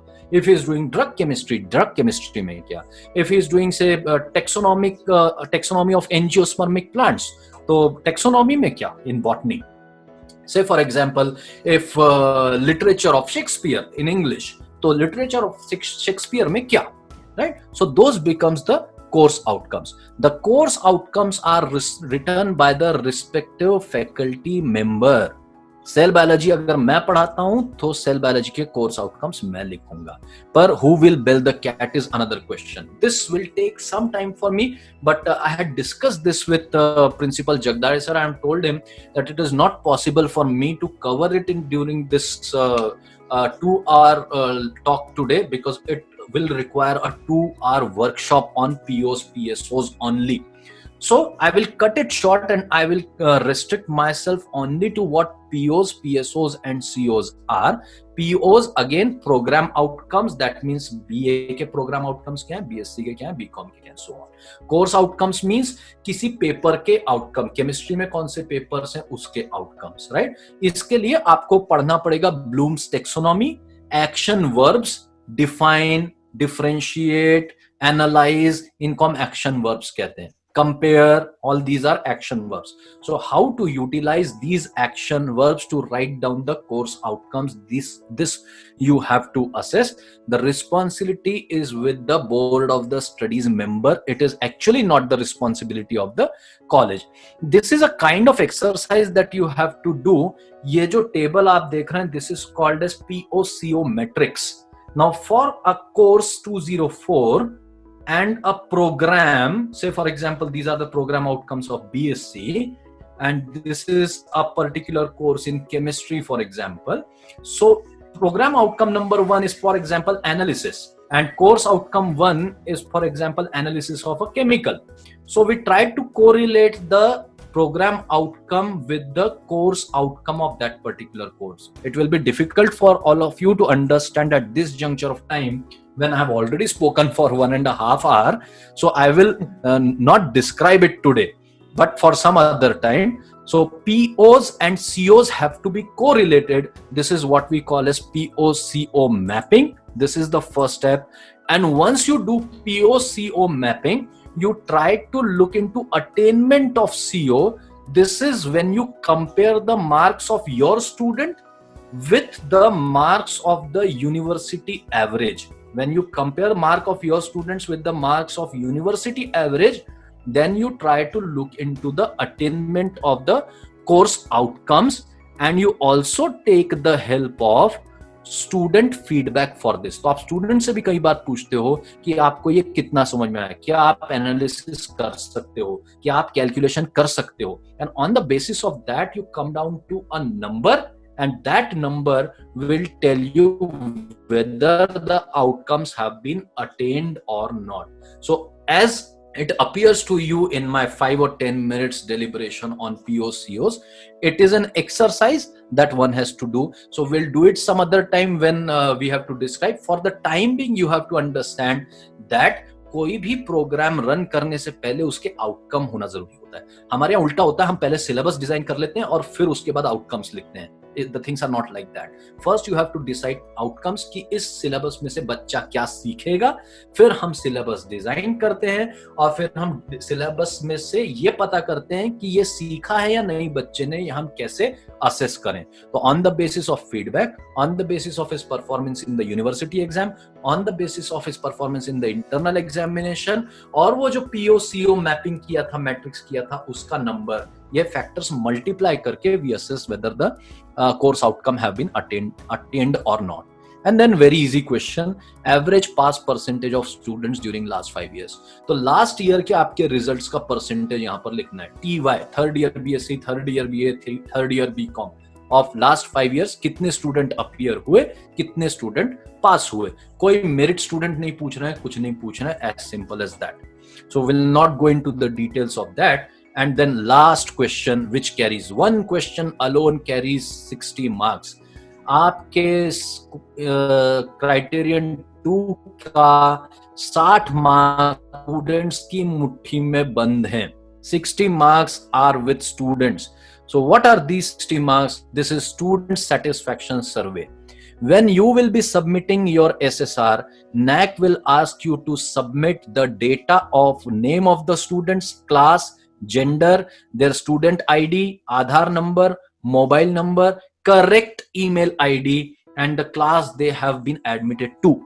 And NAAC will contact these students on their email for a feedback, which they call as student satisfaction survey. In that feedback, they will ask 20 objective questions and 1 descriptive question. That questionnaire is available on NAAC's website. Now, when they ask this question, they will ask this from the 10% of the total strength of your college or 100, whatever is less. Say for example, my college has 5,755 students. So 10% of that is 575. NAAC will send these links to only 100 students, not to 575. So 10% of the total strength or 100, whichever is less, right? So minimum 100 students or 10% is what they will be looking for. So you have to keep your students aware of these questions. And of course, the best way is to maintain the quality of teaching and learning in your institution to get maximum marks in this question. This student satisfaction survey takes place simultaneously with data verification and validation. The biggest problem here is कि students के email IDs हमारे पास जो होते हैं वो कई बार गलत होते हैं. So try to incorporate the email IDs of students in your day-to-day routine so that वो email ID उनको देने ही पड़े और सही email IDs देने पड़े. Everything has to go through email of the students only so that it becomes a habit in your institution. So with this, I'm left with 5 minutes for question and answer. I can go beyond that. Thank you very much for this non-stop blah blah blah jabber jabber of 2 hours. Thank you very much. Thank you very much, sir. Thank you. एक host आमच्याकडे share करावा लागेल. या I'm stopping the screen share. You can note down the email ID and mobile number, and I'll stop it. Yeah. Share करू का? Host we will go for the question answer. Before that, एक announcement महत्वाची आहे ते मी करतो. On 15th and 16th of July, on 15th and 16th of July आपण POs and COs याच्यावर एक 2 दिवसाची कार्यशाळा घेणार आहोत. For all the participants, same type of webinar will be there on 15th, on 16th of July. That's great. On the POs and COs and attainment of POs and COs. That will be the workshop specifically. Then one good news I want to share first of all. Pingale sir जेव्हा या वेबिनारला join झाले तेव्हा NAAC ऑफिसचा एक phone मला आला आणि त्यांनी सांगितलं की तुमचे आम्ही प्रोफाईल पाहिले आणि आम्ही ट्रेनिंग ठेवलेले 15 आणि 16 तारखेला त्या ट्रेनरचं, that is the peer team मेंबरचं, तर त्याच्यात तुमचं सिलेक्शन झालंय. त्यामुळे Pingale sir is lucky for us. ते एक गुड न्यूज द्यायचे होते. Congratulations, Jagdale sir. Thank you. I mean, we'll get a lot to learn from you. Yeah, you are a learned as compared to us. You people, those are cluster IQAC cluster. They are practice and those and coordinator working in a college got a good grades and good score. CGPA greater than 3.5 and like this. That coordinators and principals are more learned as compared to the principal working or NAAC coordinator working in a college having 3.01 CGPA. Okay, but let us start for the question answer part. Just a sec, sir. I have made Pramod Ambekar sir as the host, but I think the one I have made is on some other device, not on video, right? So Ambekar sir, you have to switch the host, probably from your mobile onto your laptop. Ambekar sir. Yes sir. तुमच्याकडे You are logged on to 2 devices, right? तुमच्याकडनं share host माझ्याकडे transfer करा. तुमच्या नावाने 2 device दिसतात Ambekar sir, तर दुसऱ्यावर केलंय मी, मला वाटतं. ठीक आहे तिथून सरांना तुम्ही ट्रान्सफर. क्वेश्चन आन्सरला जाणं आता आपण, कारण आपल्याकडे टाइम मॅनेजमेंट पार्ट पण असल्यामुळे. येस. फर्स्ट क्वेश्चन जो दिसतोय, अटेंडी अनॉनिमस अटेंडी असं काही नावाचा आहे तो. We have taken the feedback of student on syllabus from MSc Part 1 student on WhatsApp due to COVID-19 situation. Is this allowed, or do we have to do it in another way? Yeah, actually, Srinath Manjrekar sir. Srinath Manjrekar sir. Yeah, such feedbacks are not allowed. Even they sometimes do not encourage the feedbacks which are taken on Google Forms or something like that. So what I advise you is to design a feedback form on your institutional website and encourage your students to submit the feedback from that form only. Okay. as there is second question, as the feedback on syllabus should be have to be at the end of semester. Yeah.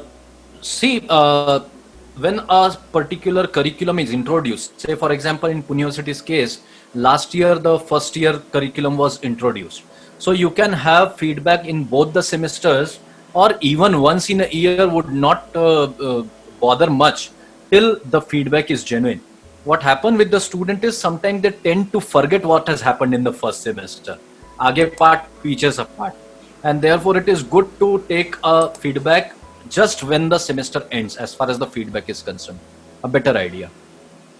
One more question from the Srinath Manjrekar sir. During COVID-19, we have taken on online multiple choice question exam for one course under that criteria. It should be added.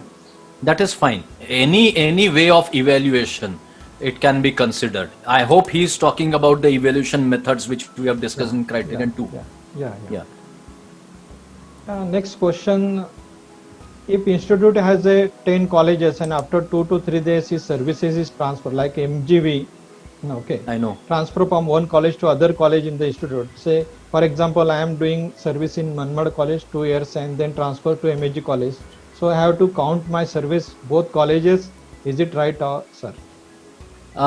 The SOP that has been given by NAAC is pretty simple. You have to count the experience in that college only. So if you have been in Manmad college, say for example 3 years back, and you served for 3 years then, and now you serve for 3 more years, so 3 plus 3 is equal to 6.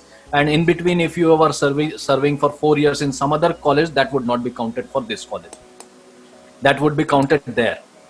This is the part that is more critical management's point of view. Yeah. Student from our department has participated in 1 week mathematics training program. Where should be mentioned whether it come under outcome? I'm finding it difficult to understand the question. Can be included anywhere. Mathematics training program, if it was part of curriculum, then you can include it under. No, I think that program conducted for the training for the NETSET examination, 7-day training in collaboration with Savitribai Phule Student Welfare. Then Department. It will go into Criterion 5, capacity building of the students. Yeah. The next question is from Akshay Bele. 2.7.1 data given by current year student, last 5 year students. For all the students which are currently admitted in, the last year, the academic year where you are submitting the data, the students which are admitted in your institution, not last 5 years students. Next question from Dr. Mukund Bhandari from MSG College. It is mandatory to prepare MOUs on bond paper. I think the last yesterday Ganesh Hegde sir also explained the question answer. Yes. We also want to answer by Dr. Pingle sir. Yes. They insist on MOUs only, so better go for MOUs. The bond papers. Better go for bond papers. Yes. Yeah. DK Iyer from Devla College, how many percent of students should answer the SSS to get out the marks?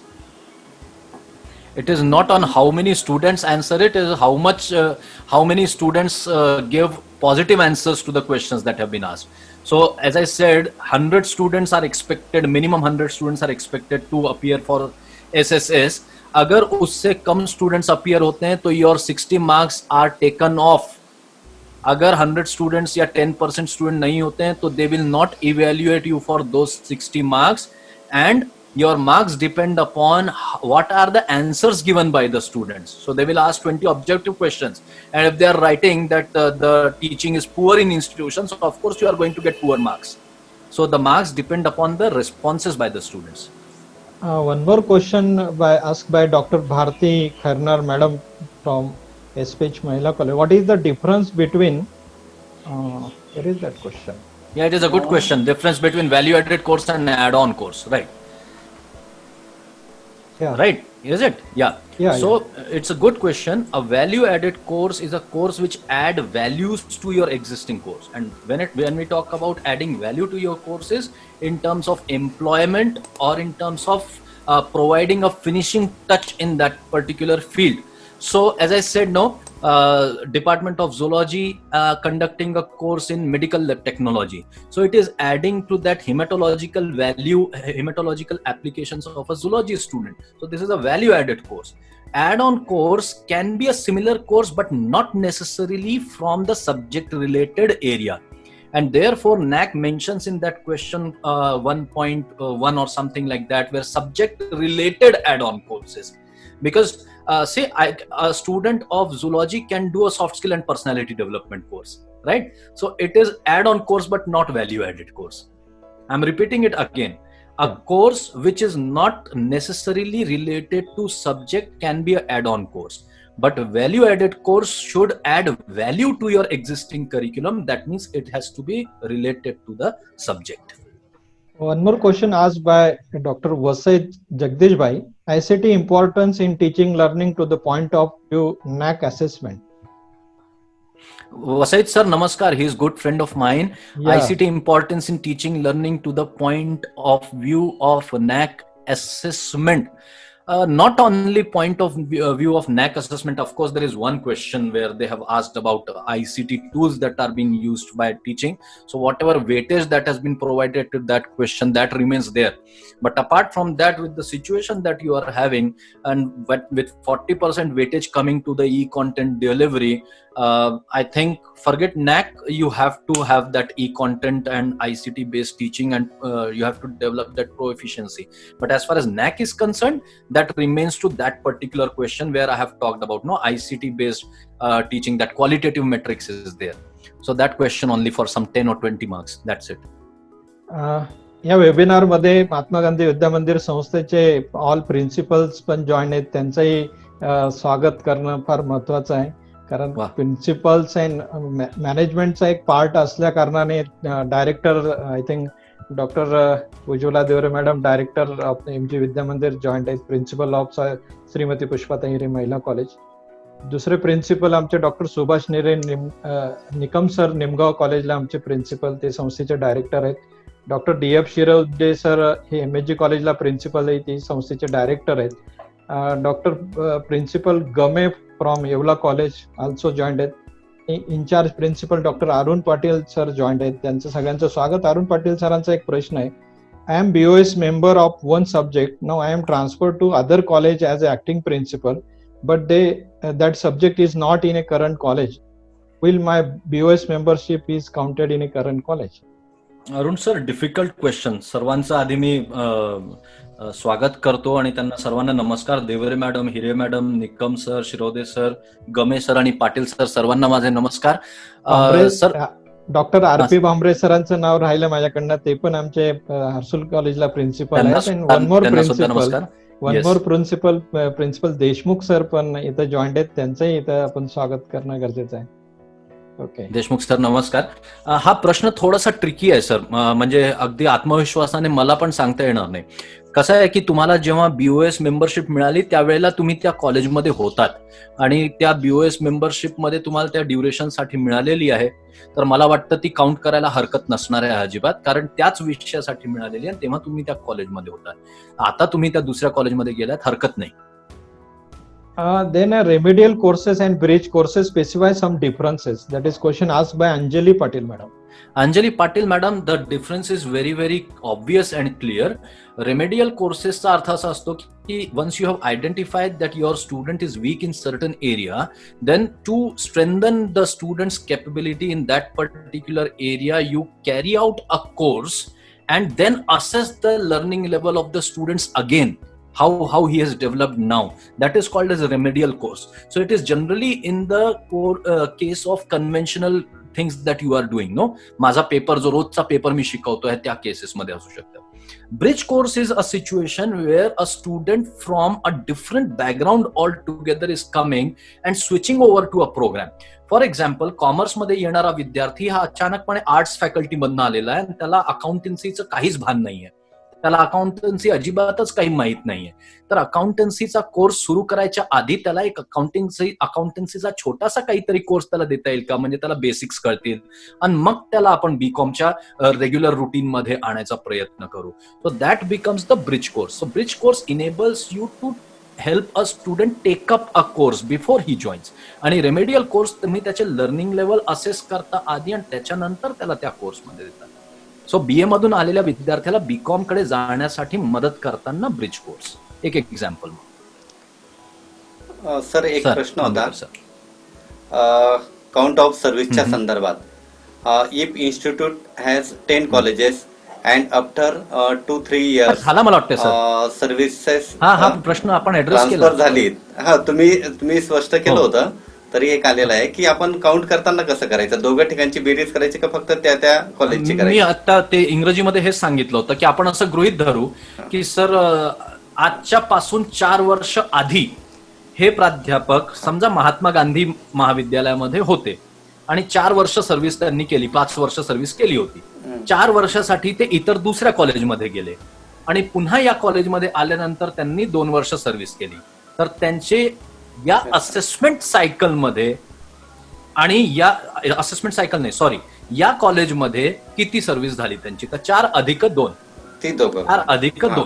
आता ही मधली service ती कुठे count करणार, त्या कॉलेजमध्ये जेव्हा नॅक असणार तर तिथे ती 4 वर्ष त्यांची काउंट होणार मधली सर्व्हिस. एक क्वेश्चन कल्याण कोकणे सर आमचे नॅक कोऑर्डिनेटर आहे art science commerce college Nimgaon. तर sir there is no prescription in syllabi for the student for understanding project work, field work, internship at UG level. Shall you please tell some remedies to this? When I was Kokane sir, Kalyan Kokane sir, when I was elaborating on this question, I told you that a part of this question lies in the hand of university. युनिव्हर्सिटीच्या हातामध्ये या क्वेश्चनचा बराचसा भाग आहे, कारण नॅकचं SOP असं म्हणतं की ज्या कोर्सेसच्या सिलेबस मध्येच प्रोजेक्ट वर्क किंवा इंटर्नशिप आहे तेच इथे गृहीत धरता येणार आहे. तुम्ही तुमच्या इच्छेने जर कुठे फील्ड वर्कला घेऊन गेलेले आहात तर ते इथे धरता येणार नाही. तर म्हणून तुम्ही कितीही काही केलं तरी या प्रश्नाचं उत्तर तुम्हाला तयार करता येणार नाहीये. तर ही रिस्पॉन्सिबिलिटी मुळात युनिव्हर्सिटीकडे आहे. प्रिस्क्रिप्शन आपण देऊन काही उपयोग नाही आहे. मग एकच उपाय उरतो की आपण असे कोर्सेस डिझाईन करून विद्यापीठाकडनं अप्रुव्हल घेऊ शकतो का. तर कोकणे सर तुमच्या महाविद्यालयामध्ये तुम्ही बीवोक कोर्सेससाठी युजीसीला प्रस्ताव केला होता का. मला माहित नाही तुमचं एडेड कॉलेज आहे, 2F12B आहे की नाही आहे मला माहित नाही. जर त्यांचे एडेड कॉलेज आहे अंडर 2F12B आता लेटेस्ट झालंय याच वर्षी. अच्छा, मग तुम्हाला मी एनकरेज करेन की तुम्ही बीवोक सारख्या प्रस्तावांकडे जा. अगदी छान ग्रॅज्युएट प्रोग्राम जो सर्टिफिकेट डिप्लोमा ऍडव्हान्स डिप्लोमा लेवलचा एक प्रोग्राम आहे तो तयार करा, विद्यापीठाकडनं त्याची मान्यता घ्या आणि त्याच्यामध्ये नक्कीच ह्या गोष्टी असतात, प्रोजेक्ट वर्कही असतात, इंटर्नशिपही असतात. त्याच्यामध्ये आपल्यामध्ये आमच्या संस्थेचे अजून एक प्राचार्य आहेत एलवेज कॉलेजला डॉक्टर दिगावकर सर पण जॉईंट आहेत, त्यांचे आपण स्वागत करूया. सर यांचा अजून एक क्वेश्चन इथं दिलेला आहे Shubhada Dukle madam. Sir my question is library approval is compulsion for NAAC. असा कुठलाही प्रश्न कुठेही विचारलेला नाहीये. फक्त एक गोष्ट त्यांनी क्लिअर केलेली आहे की लायब्ररियनला टीचिंग पोस्ट म्हणून धरण्यात येऊ नये. Librarian director of physical education यांना टीचिंग पोस्ट म्हणून धरू नये असं त्यांनी स्पष्ट केलेलं आहे. पण ज्या अर्थी कुठल्याही महाविद्यालयामध्ये लायब्ररी असणं हे बंधनकारक आहे आणि अपेक्षित आहे, तर लायब्ररी असेल तर लायब्ररियन तिथे असलाच पाहिजे. One more question asked by doctor Resham Bhalla madam. Sir what are twinning courses. हो, डिफिकल्ट क्वेश्चन. आय थिंक या प्रश्नाचं उत्तर माझ्याकडे नाही आहे. ट्विनिंग कोर्सेस काय आहे, ब्लेंडेड लर्निंग आपण म्हणू शकतो, पण ट्विनिंग कोर्सेसचं उत्तर माझ्याकडेही सॅटिस्फॅक्टरी नाही आहे. So this is something that I need to go through and come back. Okay. Principal Digavkar asked one question. Can alumni from our institute be a mentor. Alumni from your institution can be a mentor. No. Now, in this perspective, the question that NAAC has given, a mentor is supposedly the teacher of the institution. Alumni ची मदत तुम्ही कशी घेऊ शकता की त्या कमिटीचा एक भाग असू शकतो. Contribution of alumni that it is there. Yes. Previously, the mentor, some final year student may act as a mentor for the first year students, but that things is removed here. Yeah, because they consider yeah, the mentor to mentee ratio. mentor to That's mentee why. ratio. Okay. Then Yeah. Rakesh Patil sir asked one question, what is the standard mentor mentee ratio? Okay. I told you it has not been written anywhere, but generally it is considered as 1:30 as a suitable ratio. But that becomes difficult in fields such as faculties such as commerce. Bharti Karnar madam, one more question, ask one more. Can we count BHOK courses as a regular? Yes madam, it is counted. It is a regular Yes, course. of course. We can count Of it. course. I want to ask one question. I have doubts regarding that. We have a BOK and CC programs in most of the colleges, and there is a autonomy for that programs, and college levels there is a board of study as per the guidelines of UGC. Then that board of study members counted for this purpose. For BVO, acha, yeah, for autonomy, if you are having an autonomous college, and not autonomous the question, college, that courses we design the syllabus at our point of view. College level, there is as per the guidelines, there is a board of study for that particular program. Suppose BHOK in electronics at the MGV Art Science Commerce College Manmad, then there is a BHOK at the college levels, and whether that is BHOK members counted for the Criterion 1 questions. Yes, there is third part where the curriculum design for certificate, diploma, add-on courses is there. You can definitely count it there. Yeah, that's in good. option C. Yes, that's good. I think all the question answer part is over. All the participant, I like to share one thing that is a part of our management. Our MGV management monitoring these webinars. Therefore, they are also interested to how many participants are regularly attending the seminars.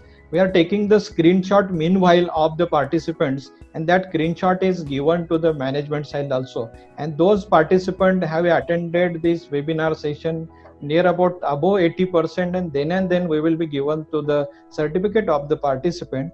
Then that should be, it is very interesting lectures, and all these things are doing for the faculties and improvement of the functioning of the college.